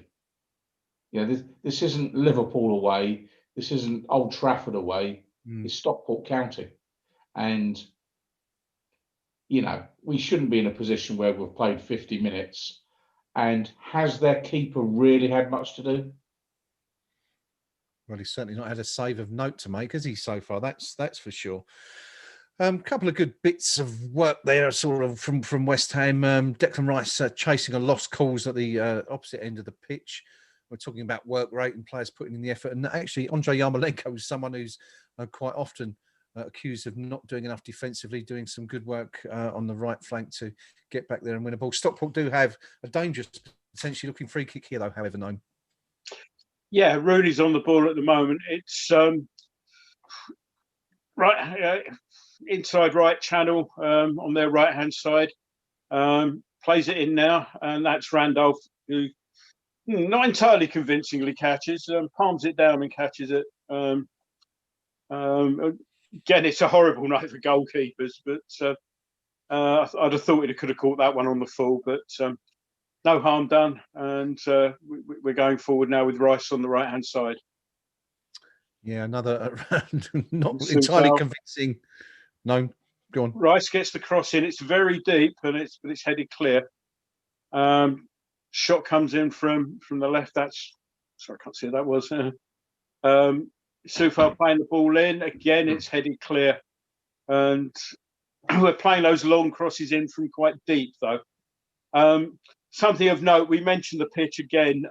Just seeing Rice go down the right hand side, and as he was running, there was a spray coming back off his feet. So, as Pinky quite rightly said, the pitch ain't getting any better. That's not a criticism of non-league pitches or anything like that. It's foul weather out there. I don't think we can overestimate how bad that weather is. And decent move there from Stockport, but Kufal blocks at the second time of asking, blocks Williams' cross. It's a corner. I think you can actually see now, you're talking about the pitch there. I think that area down in that corner seems to be possibly the worst affected area. Yeah. The pitch, that challenge there from Kufal, it kind of just held up, didn't it? Instead of running and then again, you can see, you see now they're focusing on it just there. You can see the water beginning to come up through the grass there. So, and as I say, that's not me saying, oh, rubbish non-league pitches. I think it's in remarkable condition given what the weather they've got there at the moment. So it just is. Free kick, corner taken short. Williams takes the cross in, but it's cleared, and it's actually cleared all the way back now to Hinchcliffe in the Stockport goal, who launches it long, and it goes out eventually for a West Ham throw. Now, Gnome, you're a man who knows the rules and regulations of football. We've already criticised Hinchcliffe for his short-sleeved shirt that he's wearing tonight. Talking about the colour of that shirt, it's a little bit too similar to the outfield shirts, isn't it? I think it's sort of I hadn't noticed, but let's have a look when we're pushing the ball forward now. So I'll have a comment. While we're waiting to see that, it's a West Ham throw deep in Stockport territory, so we'll be seeing it hopefully shortly enough. Anyway, okay. Poor throw though, and it doesn't reach Benrahma, and Stockport bring the ball away, but only as far as Rice, who now plays the ball in to Yarmolenko, keeps hold of it to Noble. Noble into Antonio, but it's coming to nothing, and Stockport are now on the break. But some good work from Benrahma means they can't play the ball through, and we begin to go forward again. Lanzini's out now looking for help, and it's out with Yarmolenko on the right. Yarmolenko tries to play Kufel on the overlap. Poor ball, but Kufel rescues it, and it's out for a Stockport throw. Having said that, I don't think the camera's moved, so we can see the keeper now. All right. Well, we'll keep you. We'll keep what you I on would that say, one. I just see him now in the background, and from a distance, I'd like to see it closer. But Yeah. the laws say something along the lines of the goalkeeper should wear a shirt that distinguishes him from the other players, the outfield players on the pitch. So, I suppose he has got short sleeve shirts on, and a lot of his teammates appear to be wearing long sleeves. So maybe that would be their excuse. But anyway, that's what the laws say, and I guess it's kind of subjective. As to the referee, as long as the referee's happy that he can tell the difference, then I mean, I have seen Dean do a ridiculous thing of making, I think it was Gareth Bale, making him change his undershorts. right. At Spurs a few years ago when we were playing them, and it was a ridiculous decision because Spurs had these shorts that were both sort of black and white and had a bit of piping on them.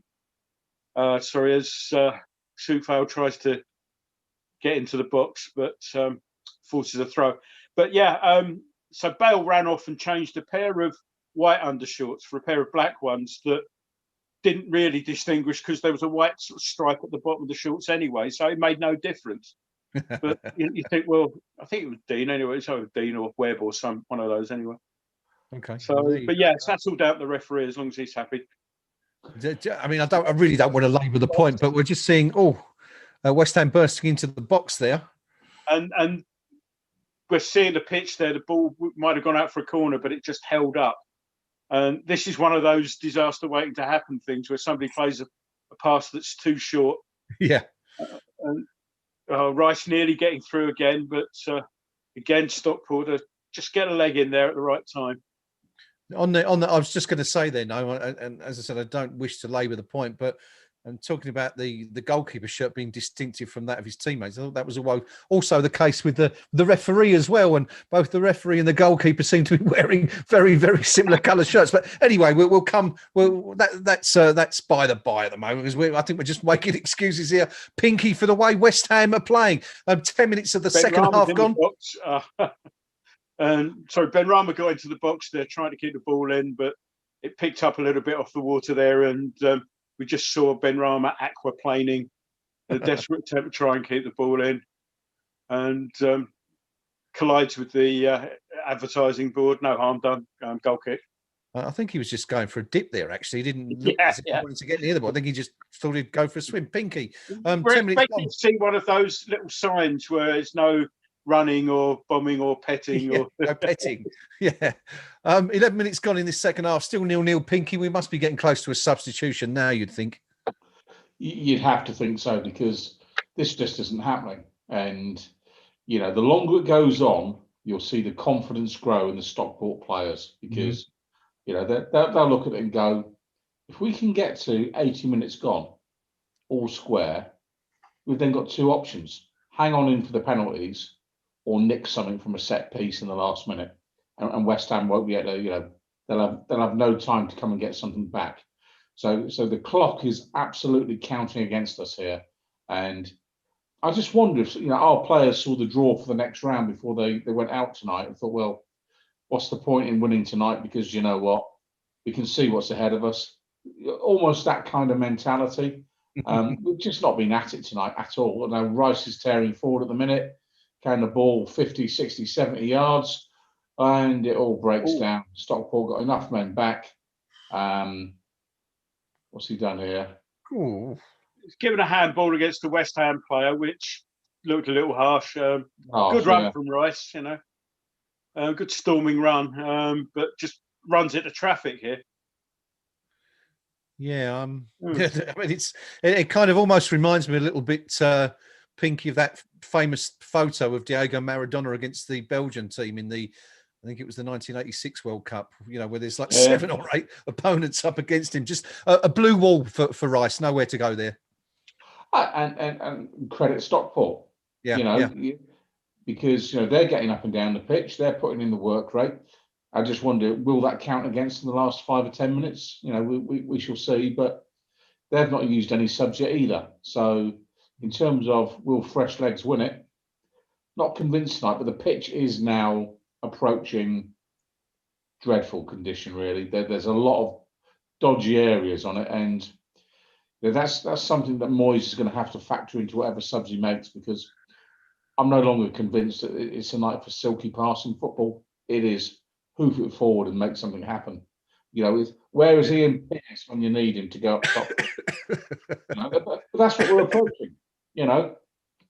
Yes, the Manchester rain, certainly looking to. But I guess the point about that, Rio, we're talking about sort of fatigue and that kind of thing as the match wears on, but.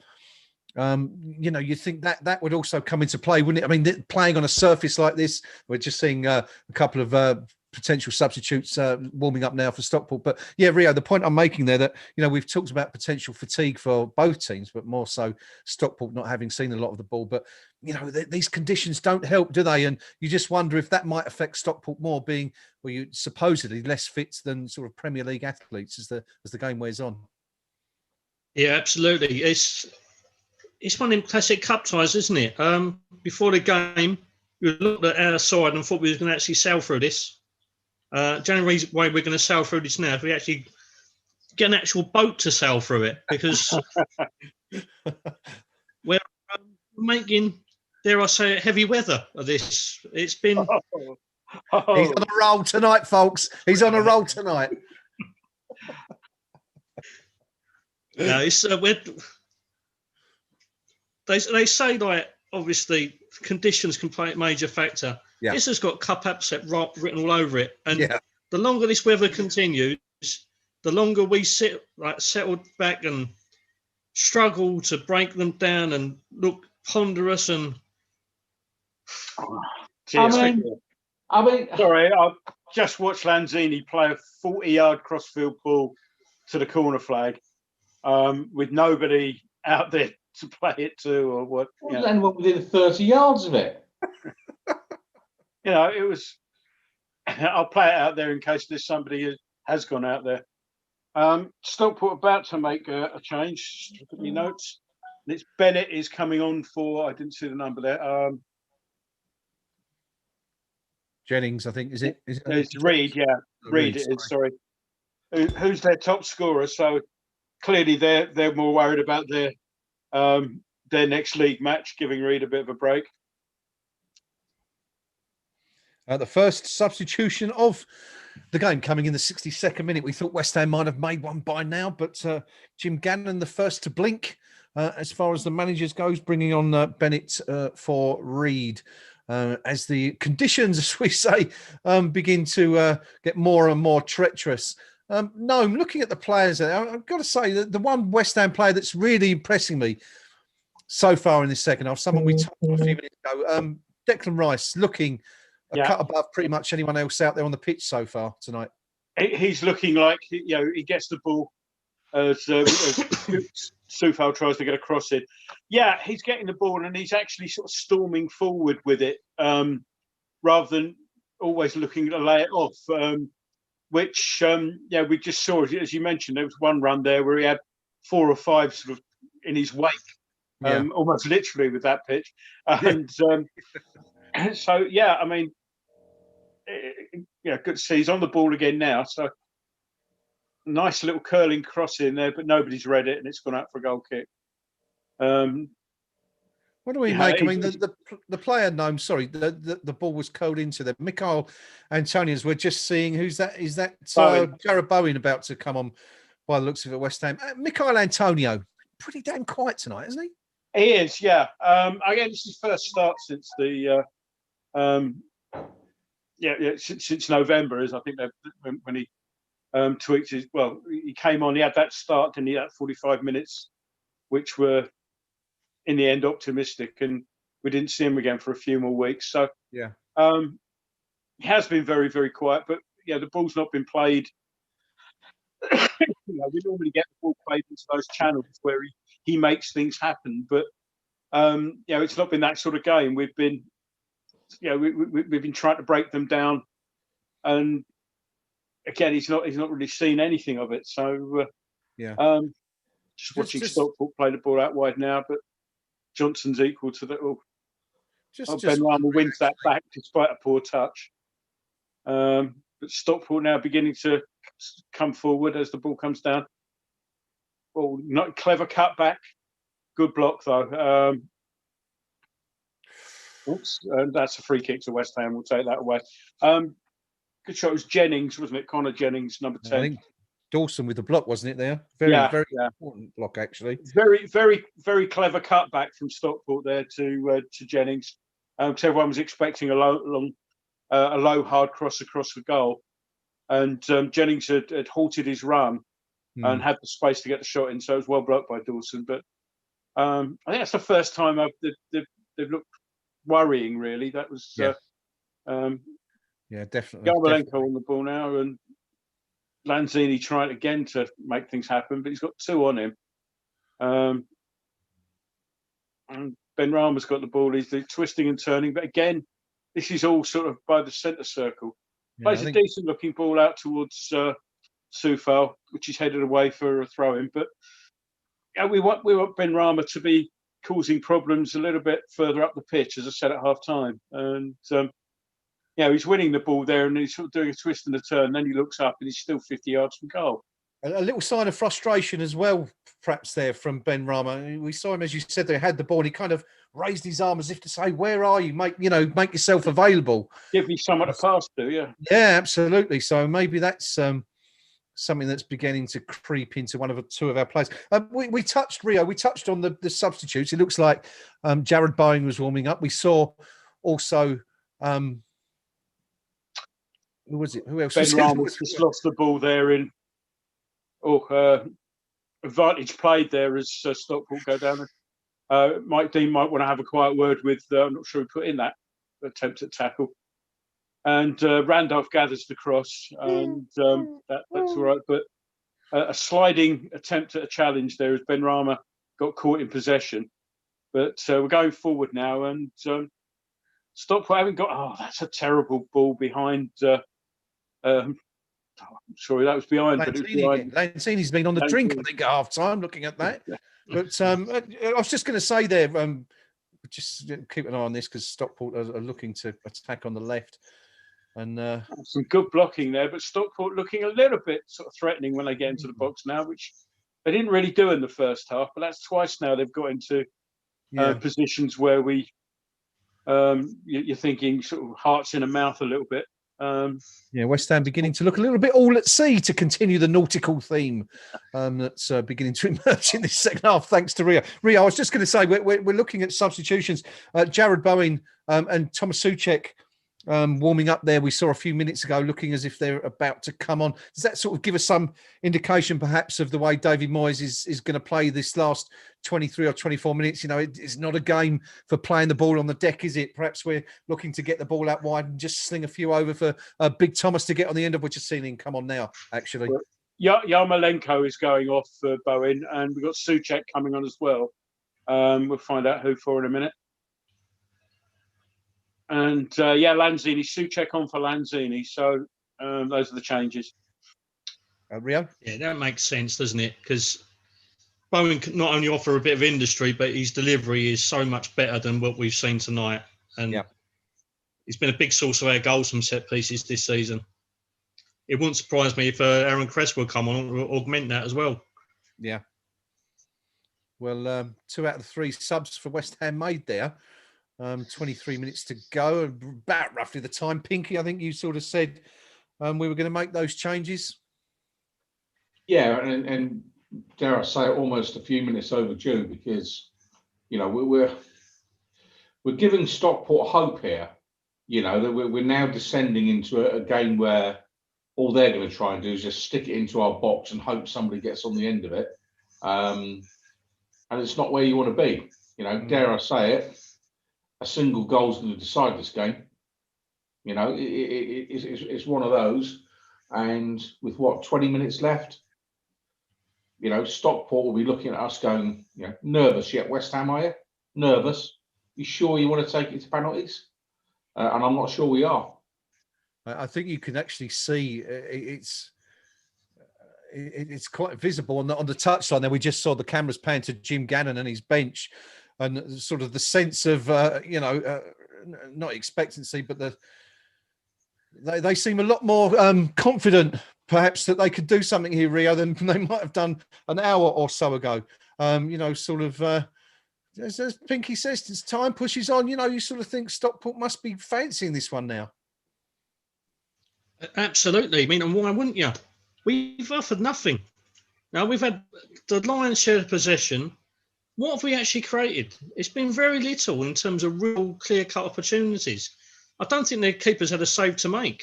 No. The longer this goes on, Stockport going to fancy this. One decent set piece from in, and we're going to be in real trouble. The ghost Soufal's just taking a ball to the mush there.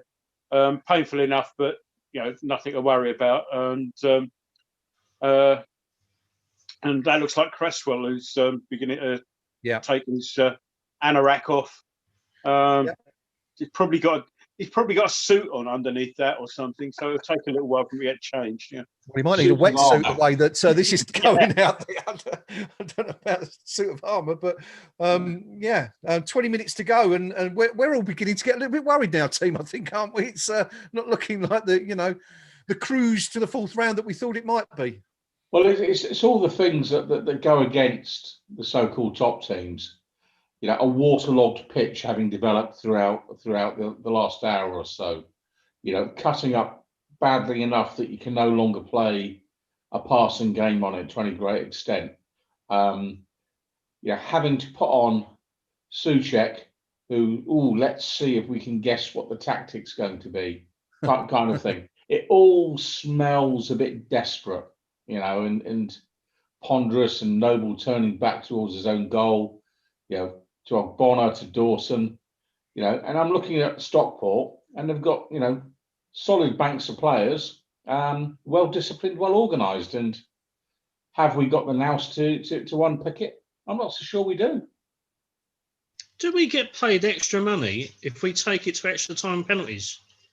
Because I think Mr. Sullivan will be going, let's take this out, boys. No, in television here. I think the answer to that is no. That's a good theory. It's a good theory anyway. Yeah. Why? We are inside the final 20 minutes now. It's still Stockport County of the 5th tier, the Vanarama National League Conference, as it used to be called back in the day, non-league, holding West Ham United, the mighty West Ham United, top 10 in the Premier League, to a stalemate at the moment. And as we've opined for much of the game, West Ham have yet to really break down and the Stockport team at all and look threatening in any shape or form at all so far. As we see Bowen emerge from the lake on the left-hand side. Not the greatest of balls out, but he did well to actually win the ball back, and there's some nice feet there. But the ball out just wasn't right, and Souček puts a little bit too much into a challenge for the referee's liking. Free kick to Stockport, but 72 minutes on the clock now. Gnome. Johnson Cresswell coming on. Yeah, Not surprised there really with that one. I think like for like, but I think Cresswell gives just that little bit more from set piece deliveries. If we start winning corners again, then we're not worrying about Noble taking them. And Yeah, I think we've now got, looking at, I mean, Pinky touched on it a few moments ago. You know, we've just thrown on our two best crossers of the ball from the left and the right hand side, and complemented those with our best header of the ball in Thomas Souček. So I guess it's going to be, to be fair, this Pinky, this is what you were calling for, sort of more sort of brute one football in the conditions, and why not? That's probably the correct tactic to adopt. I would suggest. Yeah, I think, you know, looking at the state of, you know, the pitch there right now and what have you, what other real options are there? And sometimes you've just got to win ugly. You know, if we were going to do it by playing football, we Dawson's got caught napping there, but Ogbonna tidies up. Dawson's the first to applaud Ogbonna for getting him out of jail there. Long ball play from the back. Dawson should have had that easily all day through. Took a slight little knock to the back and lost out.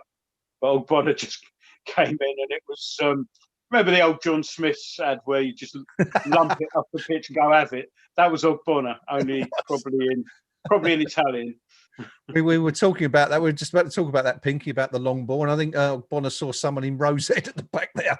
With can't score from it. You can't score from Rosehead, that's for sure. Stockport with the throw anyway, beginning to look more and more dangerous, Rio, as this game goes on. As we said, you know, we're getting to that stage now, Rio, aren't we, where one goal might be enough for either team. Yeah, and we all know how this is ending. We've seen this film before. Yeah, exactly. Yeah. I was just about to say that it's only going to be one winner at the moment. We're doing nothing up front. I mean, I'll be tempted to. Can we make 5 subs in this? I think we can bring on another one in extra time if it gets there. Well, we may need it. Well, if we do, I would bring on the young kid at the Biko. There's a bad clearance from the keeper there, straight to Ben Rama, who tried to play it straight back in, but it was with his his left foot, and it was always going to be curving away from goal. But might have been one better if he could have got it onto his right and curled it towards goal. I hate to say, I think that's the closest we've come to scoring in the second half so far. That effort, but not good from West Ham so far. This isn't one, and certainly not one for the purists, Gnome, that's so often talked about, whoever they are. Well, in a way it is, because purists love this sort of thing where you've got a lower league against upper opposition, and it's sort of looking at. But yeah, from a footballing tactical point of view, it's not one for the purists. But from an FA Cup purist, then yeah, I'm sure people are loving this. As indeed I might be if I weren't supporting one of the teams involved. So. Yeah, West Ham. I mean, it was Emily Town. And we spoke about it, didn't we, on the Stockport podcast the other night? Yeah, 2-1. West Ham were being held by Emily until the 82nd minute. I think it was John Hartson, wasn't it, who scored the winning goal that day to make it 2-1 at the Boleyn. But you know, it's kind of shades of that one again, I think. Yeah, yeah.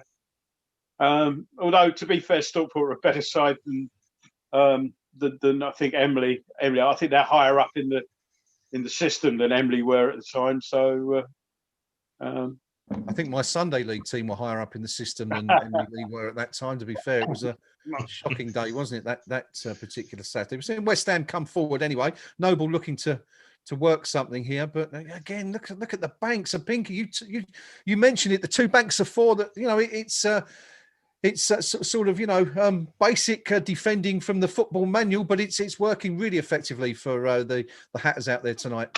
Yeah, I mean, you know, every team in the system can do it, apart from us, which is one of the great perversities of professional football. But you know, I mean, they're well organised. You know, but why would that be a surprise to us? You know, Jim Gannon's going to have said, right, lads, this is what we're going to do tonight.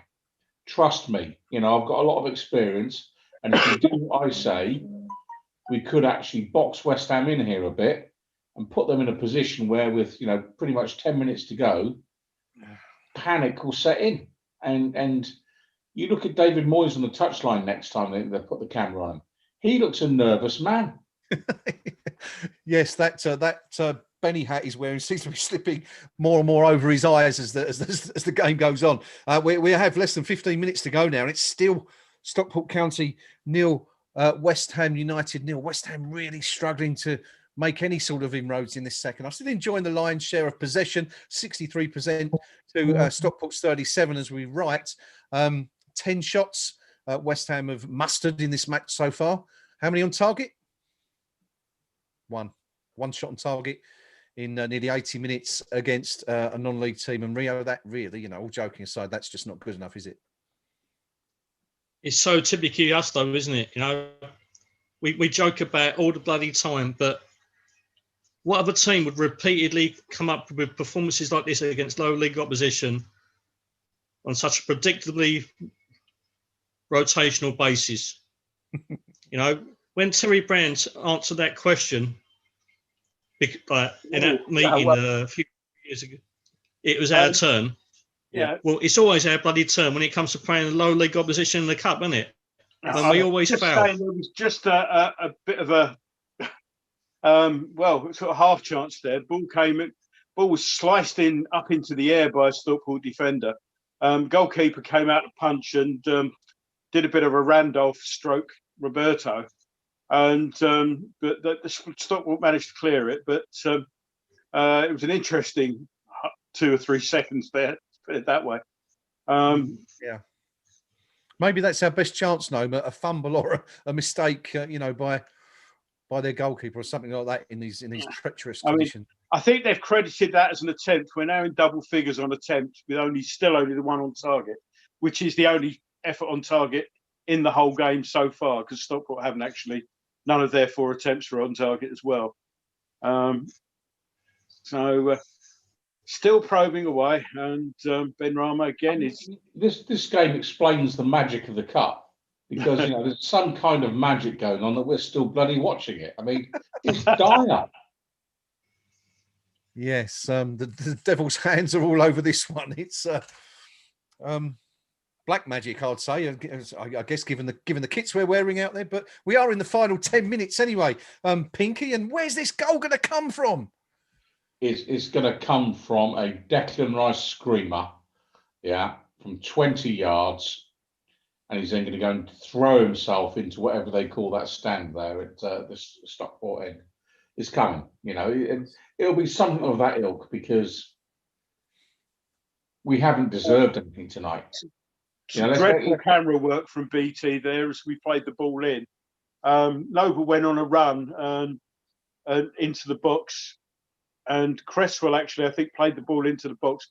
What happened to it after that, I don't know, because the cameraman, I think, was taking a 2-second break or something, and we just saw the ball being sort of cleared at the end of it. So but we're getting again. We're building. It's been in the Stockport half the last 3 or 4 minutes. Look how deep they are. Look how deep Stockport are. Every single man within 20 yards of their goal mouth now. You've not just got the 2 banks of 4. You've got the 2 lads up top, sitting almost like a third line of defence. And Pinky, we've made this point time and time again. We've seen Kufal send across to the near post, and there's that man that it's what we thought would West Ham were looking for. Souček going in at the near post, almost like Jeff Hurst in the old days. That old West Ham tactic of playing the ball to the near post to Jeff Hurst, but sort of put under a bit of pressure and not able to turn it goalwards. But what? That is the most charitable description of anything I've heard all evening. I mean, you're being very kind there, comparing it with it being Hurst-esque. But what have we deserved tonight? What have we deserved? I mean, I've actually forgotten that Antonio's on the pitch. I mean, it's there's 2 or 3 players out there tonight. You think, oh, is he playing? Yeah, it's been very, very poor, and the lack of game management by us, the lack of on-field creativity in terms of these are the conditions, this is what we need to do. Stockport have just made another change, by the way, guys. Southam Hales on for Jennings, brackets C, close brackets. As the ball's played in, Soufal's got in a good position, squares the ball across, and it's put out for a corner by Hogan. Hogan's Yes. the brother of that Scott Hogan we were interested in a while back. As Corner opposed to taken quickly and short, by the way. Cross now comes in. Get in! Never in doubt. what did we say? What did we say? And look, it's only Craig Dawson who scored, Rio. There's the goal. That could be the way. We said it was probably going to be one. We said it probably come from an aerial, a ball from out wide. We thought Souček might be the man, Pinky, but no, it's big Craig Dawson for his first ever West Ham goal. I mean, you know, it's Sunday morning football, isn't it? Let's be honest. Sling it in and get the big lad on the end of it. Up he goes, bang. You know, but it works. It works at this level because we've had absolutely nothing that was going to break down their solid banks of four tonight. And we've gone a little bit, dare I call it, Route One-ish, you know, basic stuff. Stick it in, get above them. It's a good header in the end. You know, Yes. he's taking it well. He came. It was a very good run, actually. I mean, they're only showing the sort of the end product of it, but Dawson came from very, very deep for that. Touch of the Alvin Martins about that. Yeah. So Alvin Martin, I should say. And Lou, if you're watching this and you've picked Dawson as your first goal scorer this week, I'll be very impressed. 84 minutes on the clock. We have the breakthrough at long last. It's taken 2 more minutes than it did against Emily Town all those years ago at the bowling. But Craig Dawson, the unlikely hero, possibly man of the match against Everton last week. He might just well be picking that accolade up again tonight, Rio, simply by virtue of scoring the only goal. Because let's be honest, no one else has really deserved it so far, have they? Yeah, anything that spares us another half an hour of this dross deserves not only man of the match, deserves a knighthood. Well played, Thomas Souček, because he immediately pointed to the corner. Let's have a look. Yeah, West Ham. We thought we might have a penalty there, Gnome. No, he's been honest there. I think. I mean, it wasn't a dive, and it was. I think the guy got a toe on. One of those things where players would go down after that, not deliberately. Corner comes in, that nearly swung in. It's another corner to come. No, fair play, Souček. As I say, Pinky saw it. If he pointed straight out to the corner, no complaints. Yeah, it's got a little toe on it, and nothing in that. As Stockport are now. Of course, it's the FA Cup. You're allowed more subs, aren't you? Just beginning to get confused by Stockport bringing on 2 more players. Of course, you're allowed 5, I think, because it's a cup match. Yeah, they're just making the point they've got the players and we haven't. We haven't, yeah. Well, at least we've only got the one goalkeeper on the bench this time. This week. Jim Gannon is now openly taunting David Moyes. He's on for Rooney, so at least he won't score against us. And not sure what the other one coming on is. Thomas for Williams. That was the other one. Anyway, corner to West Ham on the right-hand side. And players are sort of looking there as Bowen takes the corner in, punched away by the keeper. Comes out to Noble, who's got the ball in the box, but he's forced wide. Plays a nice ball down the line. We've got Ben Rama now looking to make something happen. Curls the ball in, but it's straight onto the head of a Stockport player. And O'Connor plays it back now at Cresswell. Plays Noble at the trouble and to throw it at West Ham anyway. Going back to our goal scorer, Mark English on the YouTube chat says 3 clean sheets, assuming we hang on to this, and a goal. The man's a legend. Hard to argue with that particular statistic, Rio. We haven't conceded a goal while Craig Dawson's been in the team. Fair point. Yeah, would you believe it? And he's had to endure not only. Sorry, I'm just watching Kufo sort of hit the ball from one touchline. He was played it to trouble, so he had to hit it first time, but he's hit it from one touchline out for a throw in on the other, which is fantastic. But Dawson, Rio, what a remarkable achievement that is after 3 games. Yeah, 2 top 10 Premiership sides. one cup game where, let's be honest, everyone was thinking we were going to fall in the same old trap. He brings a moment of entertainment every game. I mean, and tonight he's made 2 or 3 mistakes, 2 or 3 fake injuries. You know, what more do you want? It's pure entertainment. And he hasn't kicked anybody's head in for that's nearly 2 games now. Yeah, he's got to rectify that. That's where he's slipping a bit. Yes, yeah. Fantastic stuff from Dawson so far.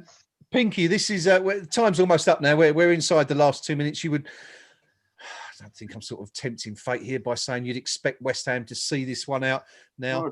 We've got Stockport lining up for this. What looks like a long throw. There's about 100 blue players just gone into the box there by the looks of it for this corner. Well, no, take us through this corner before we move on. Stockport left, corner's played in.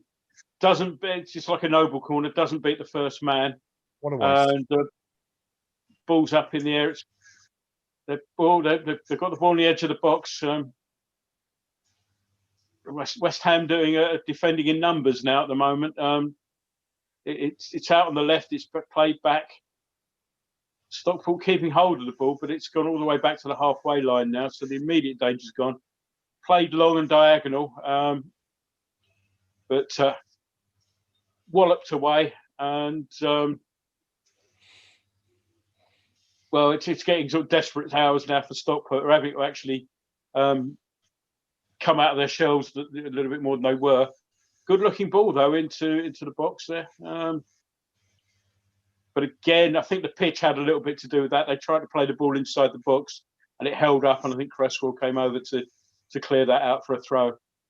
We should be finding out very soon. Fornals is coming off for that's the youngster Odubeku, or Odubeku, as he ought to be, and Ben Rama's off for Fornals. So a couple of changes there. Antonio coming off as well. Yeah, I said that. Yeah, Stockport desperately trying to make something happen. Player goes down in the box there. Nothing really happening with that. I think I'd have been very upset if they'd given anything there. So that is time. That is regulation time up. We're now into added on time. We will just see if we can see if there's see how much is added on. I don't suppose there'll be an awful lot bar the substitutions. No real injuries to talk about in the second half. But 4 minutes. Pinky, 4 minutes. Right. 4 minutes. Thank you. 4 minutes added on. Pinky, a lot of fans have been telling us in the last months and years and since we moved to Stratford that they want their old West Ham back. Well, they've certainly got it tonight, haven't they? Absolutely. This is the definitive West Ham United early round of the cup performance. I mean, it's why not just send Stockport an email saying we don't really want it tonight? Do we have to? It's raining. I mean, the image of tonight that I've got in my head is when the fireworks were going off, you had Mark Noble stood there, like schoolboys do when it's pouring rain, like shivering and saying to the teacher, "Sir, can we go in, please? Because this is a bit, not very nice." That's what he looked like, and I'm thinking, when your captain's doing that, it kind of sends the wrong message. I mean, I must say though, well played Stockport County, because at no time tonight have they resorted to the dark arts, the niggly stuff, the nasty stuff, no late challenges, nothing like that. They've actually tried to play good, well-organised, basic football. And you could say not particularly exciting, but let's be fair, there's a big gap between where each team sits in the league system. And, Stockport, hats off to them. They've given us a game tonight. They've made us work very hard indeed. Yeah, and of course the onus, Pinky, not on Stockport to entertain. I mean, you expect with a vast difference between the two, as such as there is for them to expect West Ham to put the pressure on and make them work. And I absolutely agree. I think it's been a really excellent. Jim Gannon's definitely done his homework. I mean, you can say that much. He's done a real good job out there. Perhaps we haven't helped ourselves with the team selection. I mean, kind of playing Lanzini and Ben Rama in the same team sort of reminded me a bit of Sven-Göran Eriksson's England with Lampard and what's his name, Gerrard in the same team. A bit powder puff. when you're going up against lads that all, you know, work for a living. And you know, is that naive by Moyes, or is it a case of, you know, he just hasn't got that many players to pick from, and he needed to rest a couple tonight again. And we're almost, you know, in that stage where it's middle of January and the team's picking itself, you know, because, you know, some of the good players are out on their feet. So you end up having to make a bit of a pick and mix. Well played, the keeper there. Sorry, there was a long back pass from the what's his name, number 5 there, which is Palmer. Who's obviously come on. The keeper did marvellously well to keep that out, because he had to jump to chest it. Obviously, he couldn't use his hands because it was a back pass, and did very well to keep it out. He's come up to take a free kick, launches it long into the box. O'Bonner's on the end of that, and it's, well, they get the cross in. It's flicked out, and Randolph comes out and claims that. So I've got to say, no, I thought that was poor from their goalkeeper. I was expecting a Rene Higuita-esque backwards dive to clear it with his feet, you know. But anyway, time is pretty much very well. I'd be fair with him. Yeah, no, credit where it's due. It was excellent. Pretty much that's it. Time is up. We've had the added on requisite 4 minutes, so that was signalled. And that's the final whistle. And that's it. That is it. There you go. The match is over. Not one will rush to watch a replay of, I suggest. But the match has finished. Stockport County 0, West Ham United 1. West Ham are through to the 4th round of the FA Cup, where we will be meeting Doncaster Rovers, and the winner of that, who play Manchester United or Liverpool in the 5th round. It's not been a fantastic night for anyone from West Ham, really, apart from Craig Dawson, perhaps, who, as we mentioned a few moments ago, has now played 3 games for the Hammers, has been in a team that's kept 3 clean sheets. And there he was tonight, popping up with the winning goal 6 minutes from the end of time to send West Ham through to the 4th round of the competition.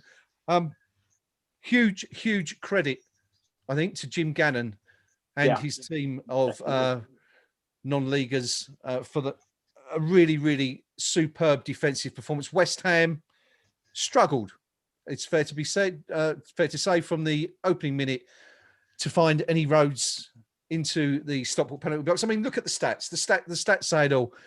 West Ham 12 shots at goal, only 2 shots on target, one of which was the winning goal. And that just sums up how well Stockport set out their stall tonight, and what a fantastic job Jim Gannon, who of course is a West Ham United fan, so I suppose he might be secretly not too disappointed that the Hammers have gone through to the next round. But what a brilliant job the National League side have done tonight. In the end, of course, I guess everyone's going to be reasonably happy that they can all go home with their heads held high. West Ham are through to the next round and have avoided one of those potential banana skins, and Sky haven't got, BT Sport, isn't it? Not Sky. BT Sport haven't had their upset that they would have been hoping for. And West Ham live to fight another day. But not the best performance known from the Hammers, but we got there in the end.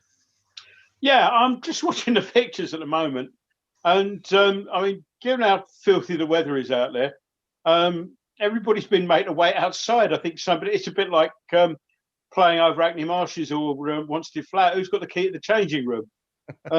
Everybody's outside at the moment. So, but yeah, it would be very easy to sound patronising about Stockport today, but you got it spot on there. They did their homework. They knew how difficult it would be. And tell you what, do you want to come back to me? They've got Craig Dawson there now, so we'll have let's see what he's got to say for himself. No problem. Craig Dawson, the match winner, scoring the only goal of the game with his head 6 minutes from time. Pinky, we said it, didn't we, when early doors in the second half, that it looks like the winning goal, if there was to be one in before potential penalty shootout, would come from the air, and that's how it transpired in the end. Yeah, and a good enough goal in the end. Decent cross in, and he had a good run up at it and buried it.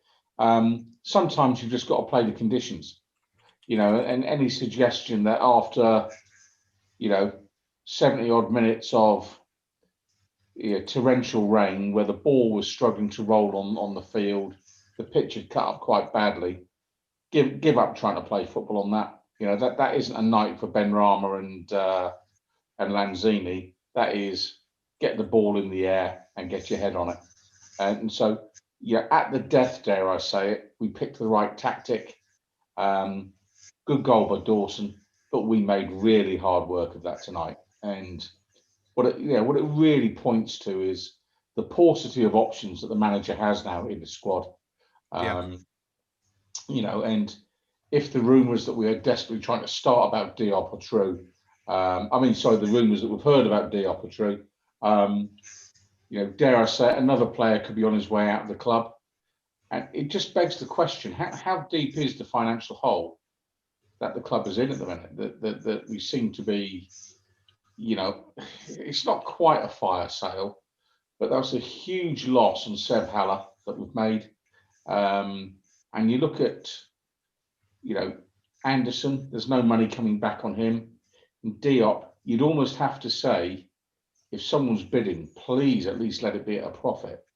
You know, I don't have any concerns about Dawson being a third centre back all, you know, for the rest of the season, but it really is. We're looking like we've got a threadbare squad yet again, and no contract for the manager. You know, where are we going? Yeah, I mean, the only striker, of course, that we really have now left at the club, and he's not really a striker anyway, is he? Michail Antonio. You know, we'd sort of piled our hopes on him a little bit since, you know, since he came back from injury. But I was really surprised at how quiet he was tonight. And just, I don't know if he was perhaps conserving his energy for the forthcoming Premier League games and maybe been told to take his foot off the gas a little bit. But he was really, really quiet tonight out there, wasn't he? Yes, but I mean, consider the conditions. He's come back from quite a serious injury. Yeah. It's a heavy, waterlogged pitch, you know, that just drains anything you've got in your legs. I mean, being no doubt about that. And you know, if we've got him through that game fit, and you know, he'll have a couple of days rest before the next match, that's job done. Yeah. That's job done. Disaster tonight would be Antonio getting a goal and going off injured. Mm-hmm. You know, it's. I'm almost happy that he's had a quiet game that we've then gone on to win. Yeah. But he's just got, you know, some minutes under his belt, and it's you know, it's desperate stuff, because here we are again. Every selling club in the world is going to look at us now and go, "So you're short of a striker, are you?" Mm-hmm.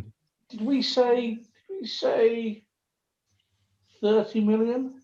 You know, it's one of those, isn't it? You know, and you can see it coming a mile off. And meanwhile, over at the bridge, you'll have, you know, the Russian girl, you know, on the phone to Sully going, "It would have been 50 million last summer, but we've now got 35 million of cash.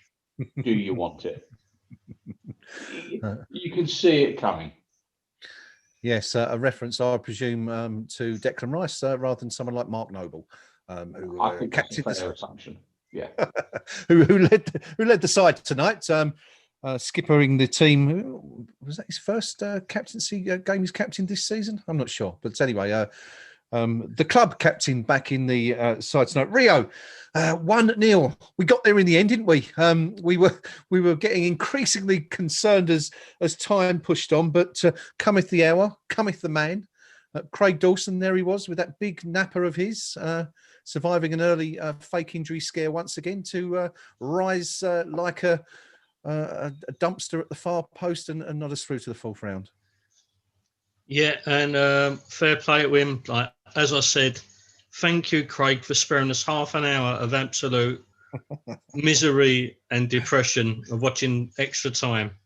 I just wish we could have been up there, because I would have nipped round in normal times. I would nip round outside the changing room and had a 4-can of lager waiting for him, going, "Thank you for that." Right, you've just, what an abysmal night to be out watching football. You know, and You saved our life, Craig. As we said, 3 clean sheets, a goal, Yep. a serious kick to the head of an opposing player. What more do you want from a defender? And he hasn't cost us a bean, in theory. Mr. Sullivan would be rubbing his hands together. Yeah, did well again tonight, didn't it? And you know, we've just been hearing from him actually on the TV. Gnome was taking a few seconds off to hear what our match winner was saying. Gnome, what did Mr. Dawson have to say about that lot? Not an awful lot. Praised Stockport for making it tough. The goal was something that was off the training ground. It was a move that they'd worked on in training, short free kick, and as I mentioned, you couldn't quite see it on most of the replays, but Dawson came from very, very deep, and I don't mean just from the depth of water that he had to come through. It was. He said, it was one of those nights where you had to dig deep, and we were patient, and that was it. Really, it was the usual thing that you'd expect from a player just off the pitch. I have solved the mystery of why the players were then sort of stood in the corner as they were trudging off and still getting wet. Okay, do reveal all. The reason is that they were changing in temporary facilities. The showers are the other side of the ground, so they had to walk all the way back across the other side of the ground to go and get a shower. So there you go. So it just seemed a bit odd that everyone was waiting outside the corner there, and it was somebody must have the key to the changing room. Who's got the valuables bag? It looked just like that. Yeah. So I'm expecting we'll have the managers to come on in a minute or two, but somebody's just trying to sell me a new Ford Puma at the moment. So good stuff. Well, give me one for mentioning it. Then fire away, lads. But we shall see what the managers Jim Gannon and David Moyes have to say about that. I'm not sure who will be the happier of the two actually after that one. Both will have reasons to be happy, I suppose, but equally both will have reasons to be not particularly happy about that. But it was a tough game out there tonight, Pinky. Those, we touched on it throughout the game.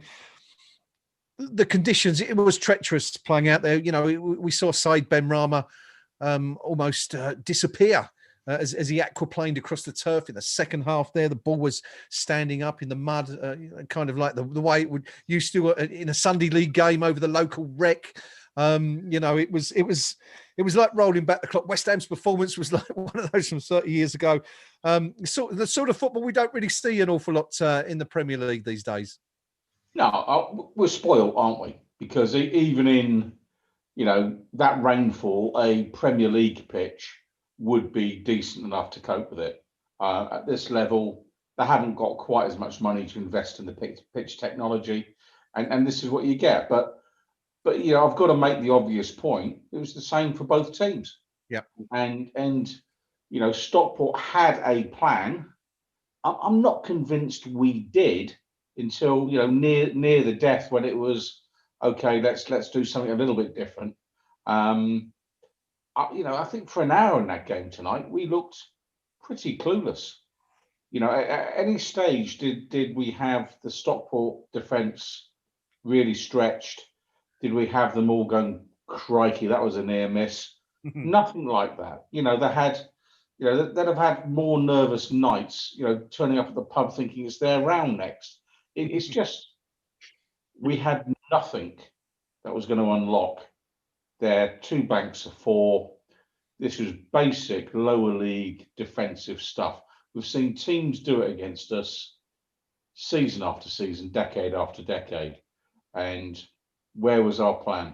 I don't think we had one. On the plus side, what was it? Not much more than a year ago, and we're getting done 4-0 at Oxford United or whatever it was. So, okay, I've been very critical of us tonight, but let's not forget we have actually won the game. Yeah, job done. Yeah. And not just Oxford, Pinky. Of course, was it the 3rd round? We were knocked out by West Brom at home last year with a terrible performance. Yeah. So, yeah, we could sit here and complain, but we are through to the next round. We live to fight another day, and that will be against Doncaster in the next round. For those of you who haven't seen the draw for the FA Cup, as Gnome pointed out earlier, they drew 2 rounds tonight, the 4th and the 5th round. We face Doncaster in the next round, and the winners of that tie will travel to either Old Trafford or Anfield to play Manchester United or Liverpool. I mean, you can just imagine, Ole Gunnar Solskjaer, when he saw the draw that took place just before kickoff, he's probably sent Paul Scholes a text saying, "Do us a favour, mate. Can you watch the game for us tonight and send us a report?" But that Scholes goes, "Oh no, I was just going to dial in on my punditry tonight. I wasn't actually going to watch the game at all." Well, he'd have been sat there tonight tearing his hair out because there was so little quality on the show tonight. There really was, and I don't think it's a classic cup tie, but it was classic cup tie conditions. Dreadful pitch, pouring with rain. We didn't want to be there, but we just got the job done. Yeah. And dare I say it, had Stockport been slightly braver, they may have done us tonight. Yeah, fortunately, Stockport missing. I'm talking about the conditions. It sort of brings to mind that classic Hereford-Newcastle time, and who was it? Was it Radford who scored the winning goal? Ronnie Radford. Ronnie Radford. He didn't score the winner. He scored the equaliser, I think it was. So I can't remember who scored the winner.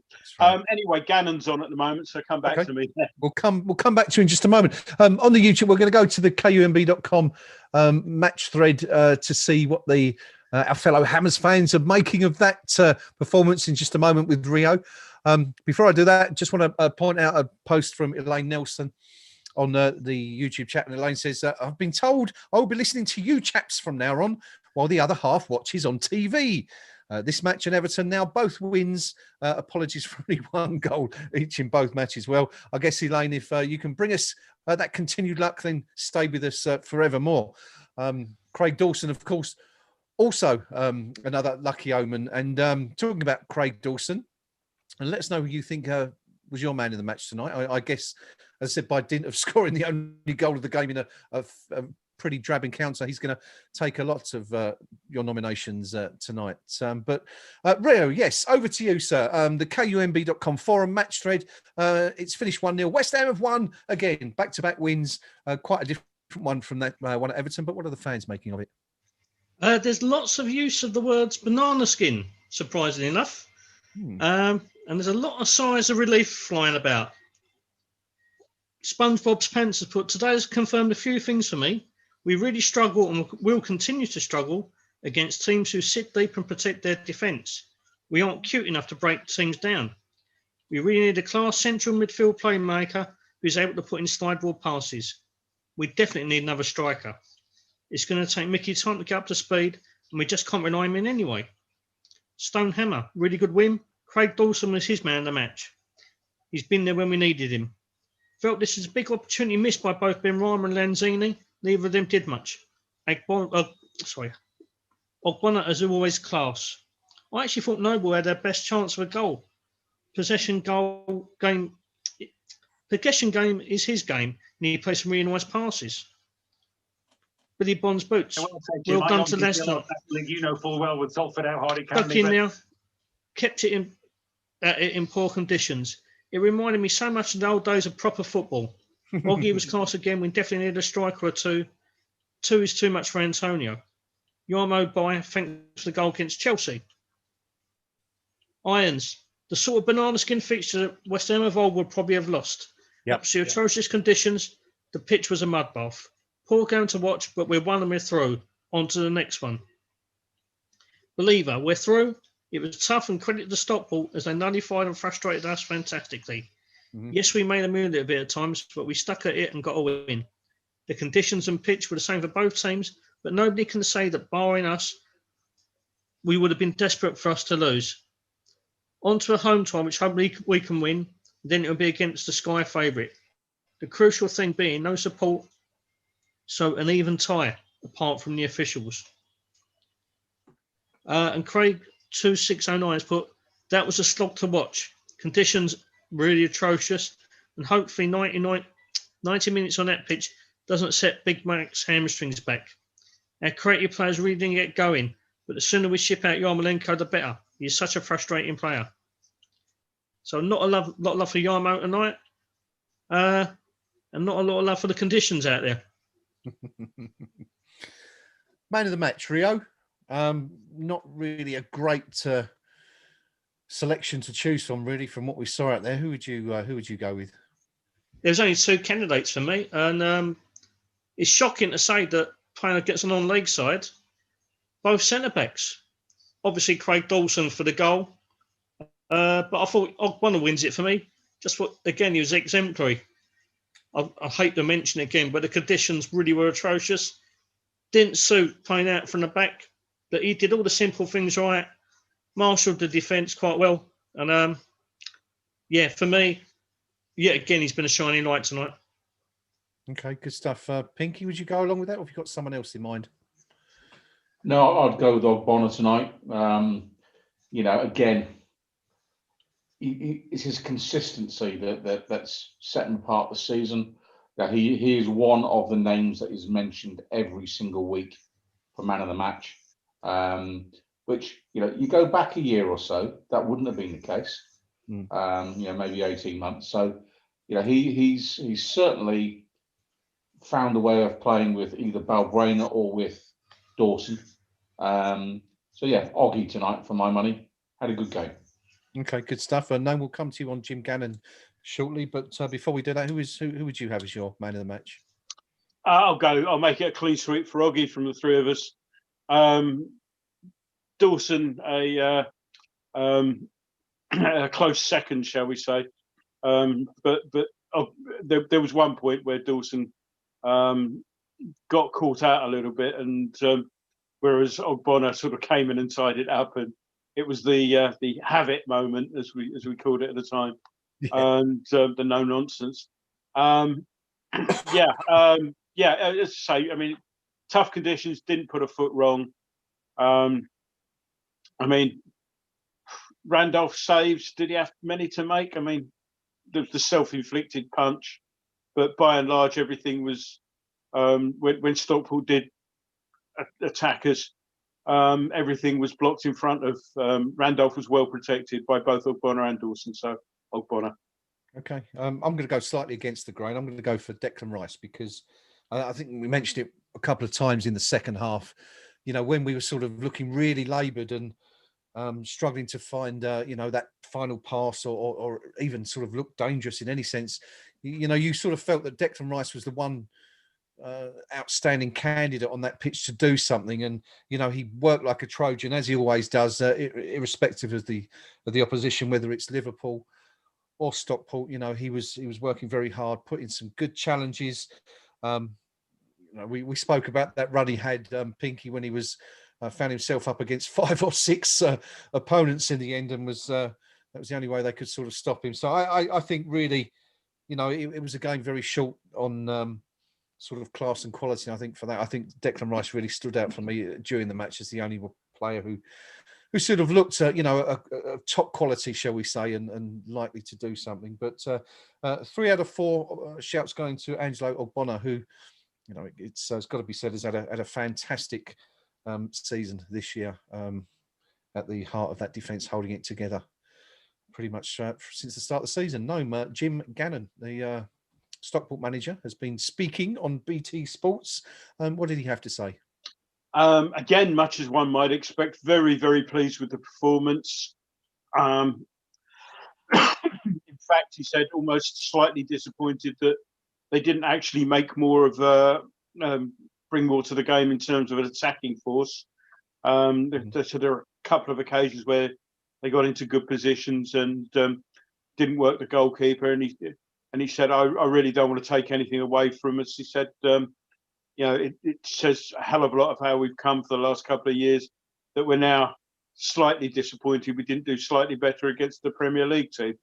But very, very proud of his team, and I think rightly so. Yeah, I couldn't agree more. I thought they were defended exceptionally well tonight. I just wonder, though, Gnome, that you think if you're a Stockport player, perhaps sitting in that changing room now, reflecting on the last, 94 minutes, what happened out there on the pitch, that you might be sort of looking at that as an opportunity missed, really, that, you know, they coped comfortably, didn't they, with what West Ham threw at them? And you know, mate, you know, I just wonder if I was sitting there now, would I be thinking as one of those players that, you know, I just wish we'd perhaps thrown caution to the wind a little more and had a real go at West Ham? Yeah, probably right. Although, I mean, you know, it's one of those things in hindsight is probably quite easy to say. But and Yeah, of Pinky course. said, you know, if they'd actually, yeah, they might be regretting not going for it a little bit more. But then, if they had gone for it a little bit more, you know, would we have caught them a bit better if they'd been playing into our hands slightly, a bit, maybe a bit more? It's all, yeah. I mean, Granny had wheels should be a skateboard, yeah.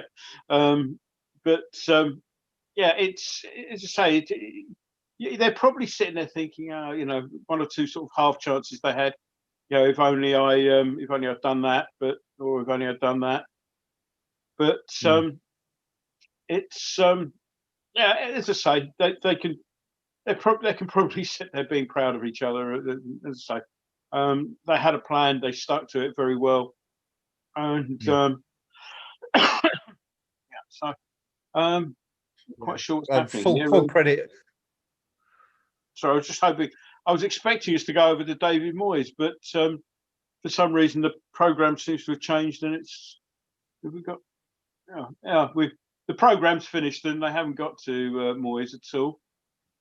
So I don't know I don't think we're going to hear what he's saying. We're watching Marseille and some other goals at the moment. So, okay. What David Moyes has to say, I can't tell you. We'll have to wait and see. For what it's worth, I'm seeing it looks like a rerun of the match from the beginning, and I can absolutely guarantee you I won't be watching that for the next 2 hours. Just a few shouts on man of the match. Mark English going for Declan Rice. Hobo also Rice. Soulboy agreeing with the gentleman here going for Ogbonna.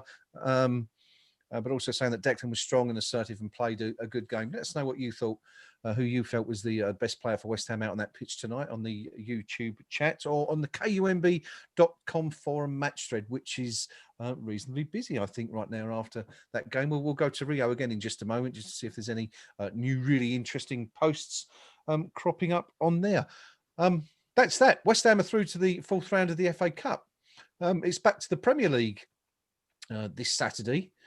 And also on next Tuesday, with 2 now on paper, as tonight, you would probably say they look like very winnable games, Pinky. It's Burnley at home on Saturday, and we follow that with West Brom providing the visitors 3 days later. Of course, after that, it's Doncaster. So now in the Cup, 3 home games in a row, and then we face a trip to Crystal Palace. So you could say, really, Pinky, 4 very winnable games and a nice little start to the new year for West Ham. Looking at winnable, I'd say maybe not losable. But to win games, you've got to score goals. And, you know, we've put ourselves in a position whereby we've got, you know, 1 player up top. You know, we've mentioned it ad nauseum, dare I say, tonight. And the slightest tweak on the hamstring, the slightest problem, and suddenly, what have you got? You know, we've got the manager talking about false number 9s. So you're playing 3 of the weakest teams in the top flight as your next matches, and you're talking about playing false 9s. So, you know, the games you could say we've got a chance to win. Yeah. But we'll have to be a lot better than we were this evening. And, you know, we've put a lot tonight down to the conditions and so forth. But did Ben Rama look like a £30 million footballer this evening? And I've got to say, no. Did Lanzini look like a player that you could sell for, say, £20 million? No. You know, so we had a number of players out there tonight not able to impose themselves in a game against opposition that are a long way south of us. And you know, so for my money, why would we make the assumption that we can do it against Burnley, West Brom, Crystal Palace? Because you're telling me that Roy Hodgson can't organise a team as well as Jim Gannon? Well, I think we know he can. Always that thing about the FA Cup, isn't there, Pink? And it's kind of impossible to explain, really, isn't it? How, you know, it does prove to be a great leveler. We've seen it so many times over the years. And of course, we've seen it more than anyone at West Ham, what a great leveler it can be. But, you know, the way you perform in an FA Cup tie like that is really no indication of what you can expect to see against Burnley next week or even West Brom a few days later, is it? I disagree, because I think what we saw was exactly how Burnley are going to play against us. Yeah. Solid banks of four, absolutely, you know, a narrow back four. Yeah, if you sling the ball in, we'll deal with it. Sean Dyche will be able to organise his team to say, do you know what? They haven't got it to play through us. They haven't got the passing and the movement. Yeah. You know, normally you'd see West Ham lining up with Souček and Rice. Where's the passer? Who's gonna play the ball through an eye of a needle for somebody to get on the end of? And then the question is, well, who's the somebody? Mm-hmm.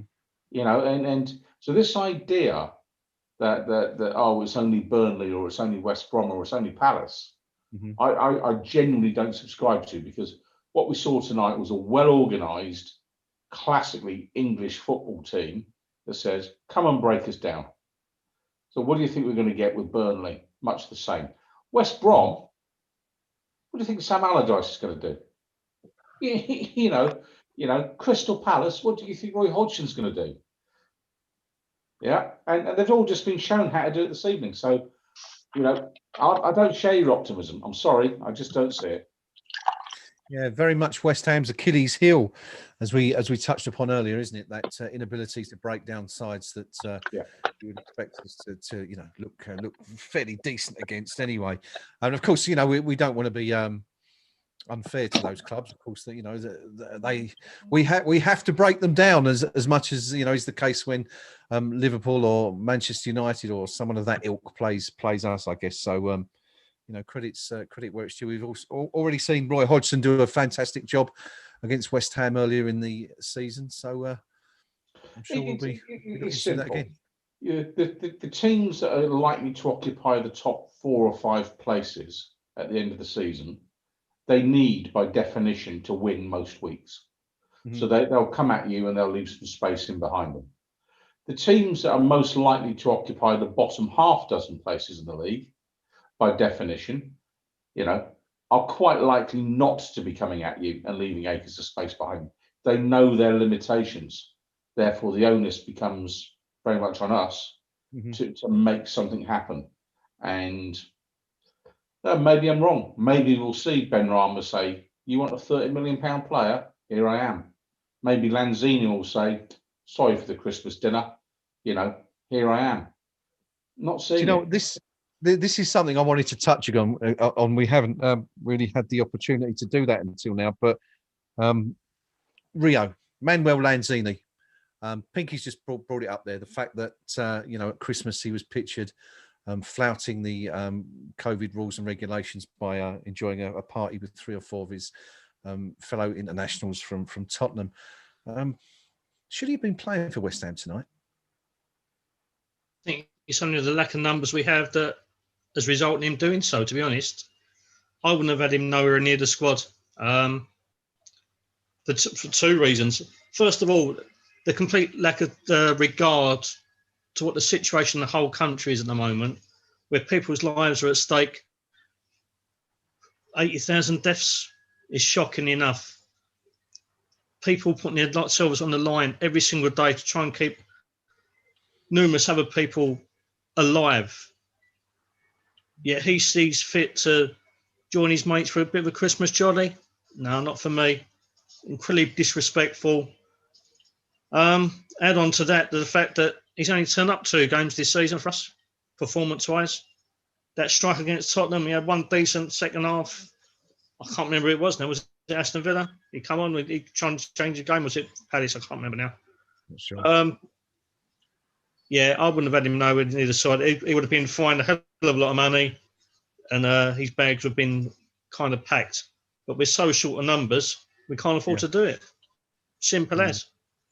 Yeah, good point. Good point. I mean, Gnome, do you agree with Rio there? I mean, the club came out and said that Lanzini had been reminded of his responsibilities, which sort of struck me as a bit of a get out really. But you know, would you have sort of fined him extensively, or put him on a, you know, such like a match ban for a couple of games, if it was possible? Yeah, I mean, you got to love that reminded of his responsibilities, which is it's got its own sort of soft key on every football club's computer, isn't it? You control Alt Z or something, and it comes out. He will be reminded of his responsibilities. Certainly, I don't know whether or not he's been fined. All they've said is it's been dealt with internally. You've got to ask. I mean, I'm with Rio. I've been in charge. I wouldn't have wanted to pick him.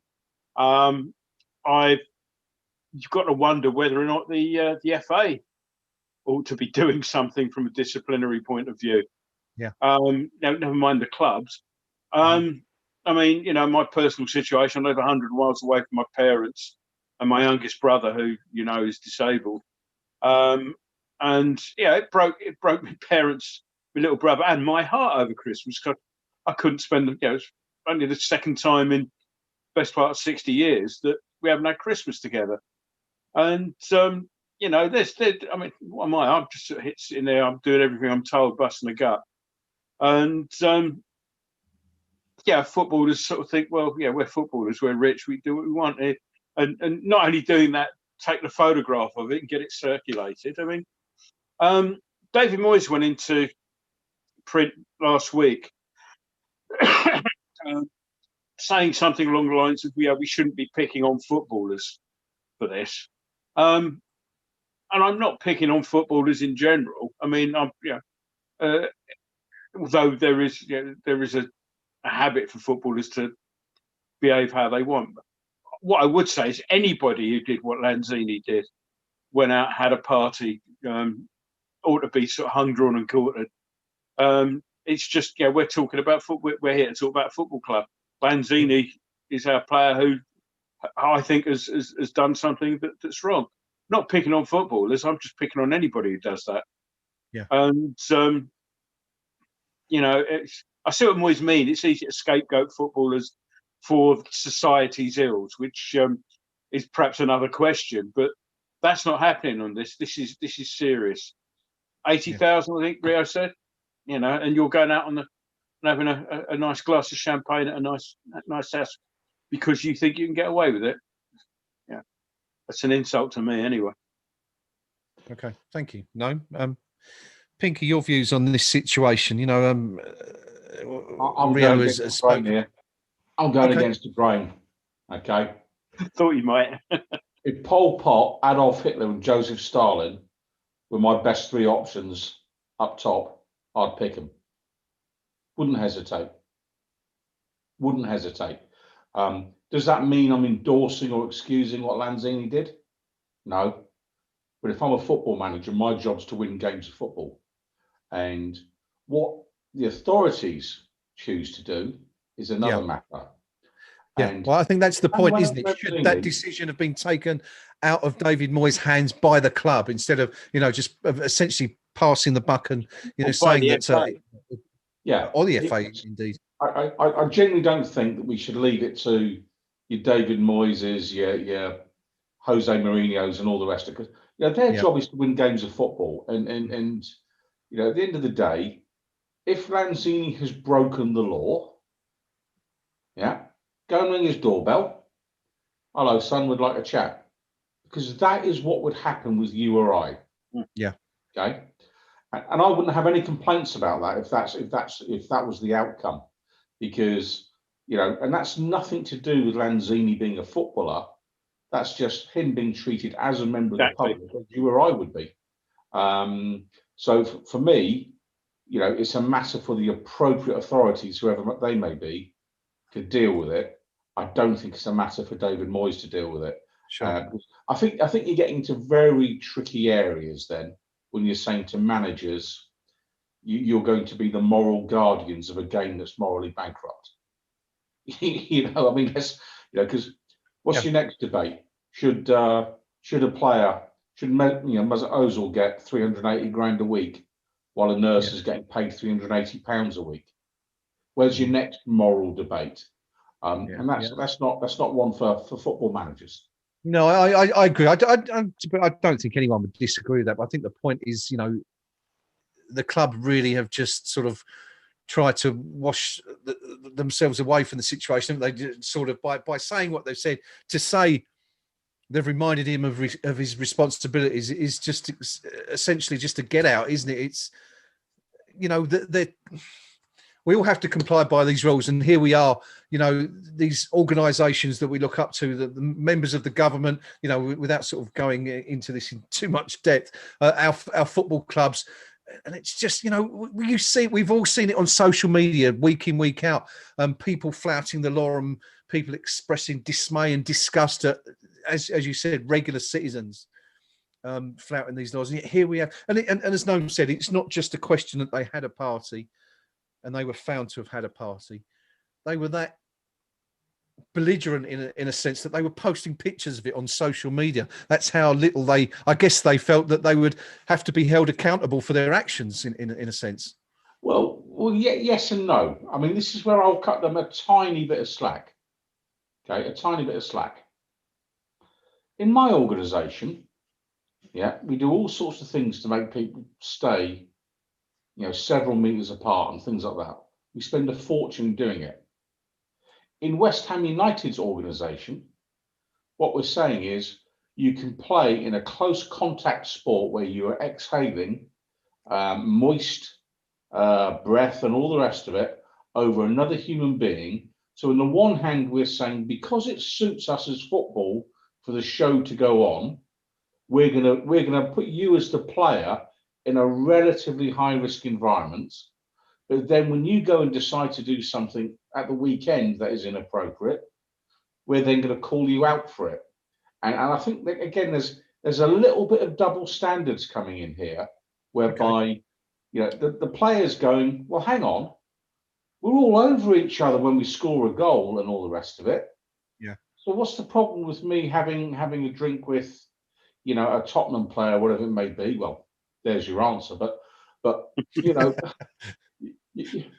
I'm not excusing what Lanzini's done here, but we are giving the players mixed messages to some degree, and the football authorities, whether it was our own vice chair, just before the second spike hit, you're much safer going to a game of football than you are sitting at home. And she was only doing that for one reason. We need the money. So for my money, football's on a very sticky wicket here in terms of a moral argument. I think the police, they've got a different answer to this. If Lanzini's broken the law, nick him. Simples. It kind of makes you wonder why that hasn't happened. We're assuming it hasn't happened. We don't know. But there's plenty of evidence there, isn't there, to prove it has taken place. So it does kind of make you wonder. But I think I think Gnome makes a really valid point in saying that it's disappointing when we as sort of laymen and as regular members of society try to adhere as much as possible as we can to these rules and regulations, and yet you see them regularly flouted. I think Preview Percy made a point, I think, in his match preview this week about the fact that for every footballer that is flouting these regulations, there's probably 999 that aren't and that are adhering. And I guess this is a bit like social media in general, in ways, in that you only hear and see those who are breaking the laws, and the vast majority of the country is adhering to the rules and regulations and doing their bit to reduce the effects of this awful disease. But anyway, I'm sure it's a debate that will go on long after we finish this show, and obviously not just about footballers, but just something I wanted to touch on, really, because it was an interesting situation, and again, credit to the club, I suppose, in a sense. It's not a situation they would have wanted to be thrust into, but let's just hope it's been dealt with, and we won't see a reoccurrence of anything like that in future. We are going to wrap up fairly soon, so thank you to everybody who's joined us on the live stream.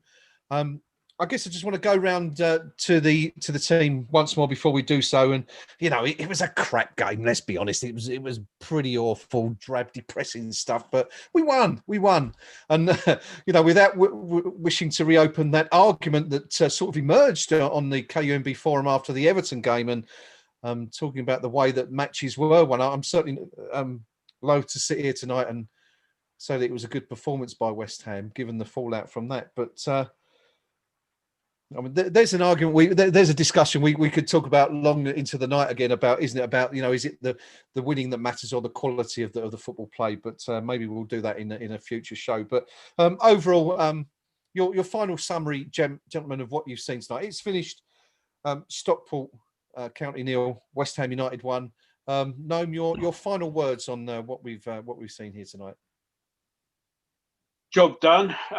We could have done it better, should have done it better perhaps, but ultimately it's a cup game, and your aim at the end of the cup game is to get through to the next round.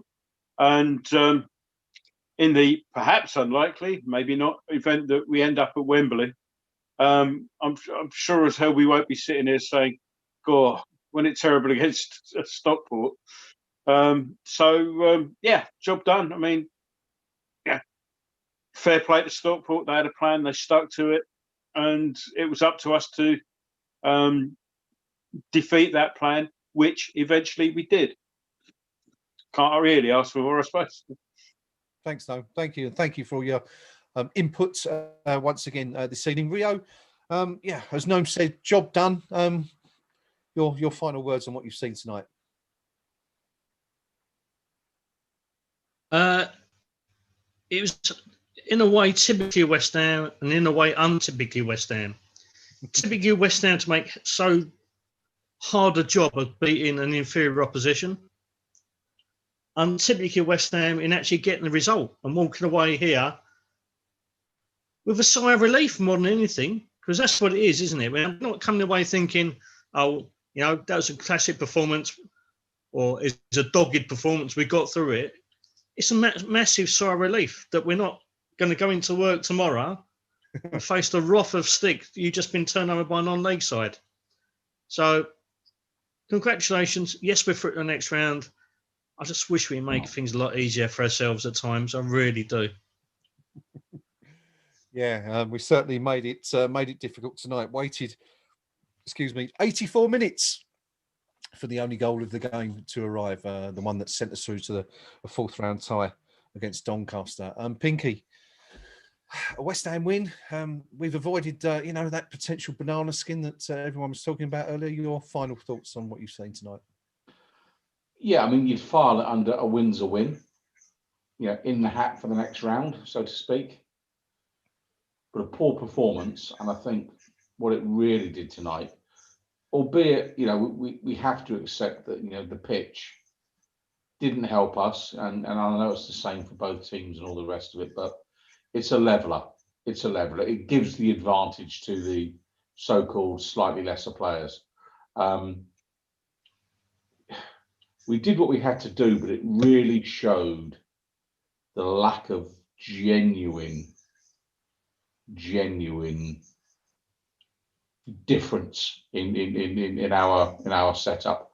You know, we've promised to pay Brentford an awful lot of money for Said Benrahma, and one of the things you'd expect that kind of player to do is find a way to unlock a well-drilled defence, and he wasn't able to do it. He was dropping deeper and deeper all night, to the point of, you know, is he trying to do a Paul Breitner impersonation, for those old enough to remember him. You know, he was playing that deep, and I sort of look at that and I'm thinking, is that what I want from a so-called creative player? I don't think so. Manu Lanzini, again, unable to really influence the game. And what do we fall back on? The big lump in the middle, the ball from out wide. It's not pretty, it's effective. If we're being honest, we've all seen West Ham United score a lot of goals like that over the years. Let's not kid ourselves that every goal we've ever scored has been pass and move on the deck stuff. Yeah, we've had lots of last ditch, in it goes, son. Thank God for that. He's got on the end of it. but the squad just isn't good enough. It's that simple. And we are, what, a third of the way through the transfer window? Which names are we really linked with that we think are actually going to arrive, and when? And the worry for me is we've got those 3 games you've mentioned, so-called winnable. We're not going to win them. We might win 1, draw 2, kind of thing. And another season just fizzles out into what? So for me, job done tonight, but you know, by this time tomorrow, I can't even tell you who we played. Thank you very much, gentlemen. Thank you all for your input tonight, to the Pink Palermo, to Rio, and to Gnome, as always, and also for your company. Thank you also to everyone on the YouTube live stream who joined us throughout the evening. As always, thank you very much, and we love to read your comments, and we've enjoyed engaging with you as always throughout the game. If you haven't already subscribed to the channel, please do so. Down there somewhere in the corner, there is a subscribe button. If you just hit that, you will be notified of all content we upload from here on, and also we'll be notified when we go live for these streams in future. We are back on Saturday for West Ham United versus Burnley. Our next outing is a Premier League fixture as we look to continue our decent start to the season, and also to 2021, which began with a win at Everton last week. But for tonight, that is it. It's finished. Stockport County 0, West Ham United 1. Craig Dawson is the hero of the night as he rises at the far post to nod home the only goal of the game and send West Ham through to the 4th round of the FA Cup this year, where we will face Doncaster and then Manchester United or Liverpool. But we won't worry about that one for now. We'll talk about that in a few weeks' time. Thank you, as I say, to everyone. Banana skin avoided. It's been raining cats and dogs all night. It's absolutely lashing down at here, and you can probably hear it on the roof. We'll see you all again on Saturday. Please stay safe until then. Take care, and thank you, and good night. Come on, you irons.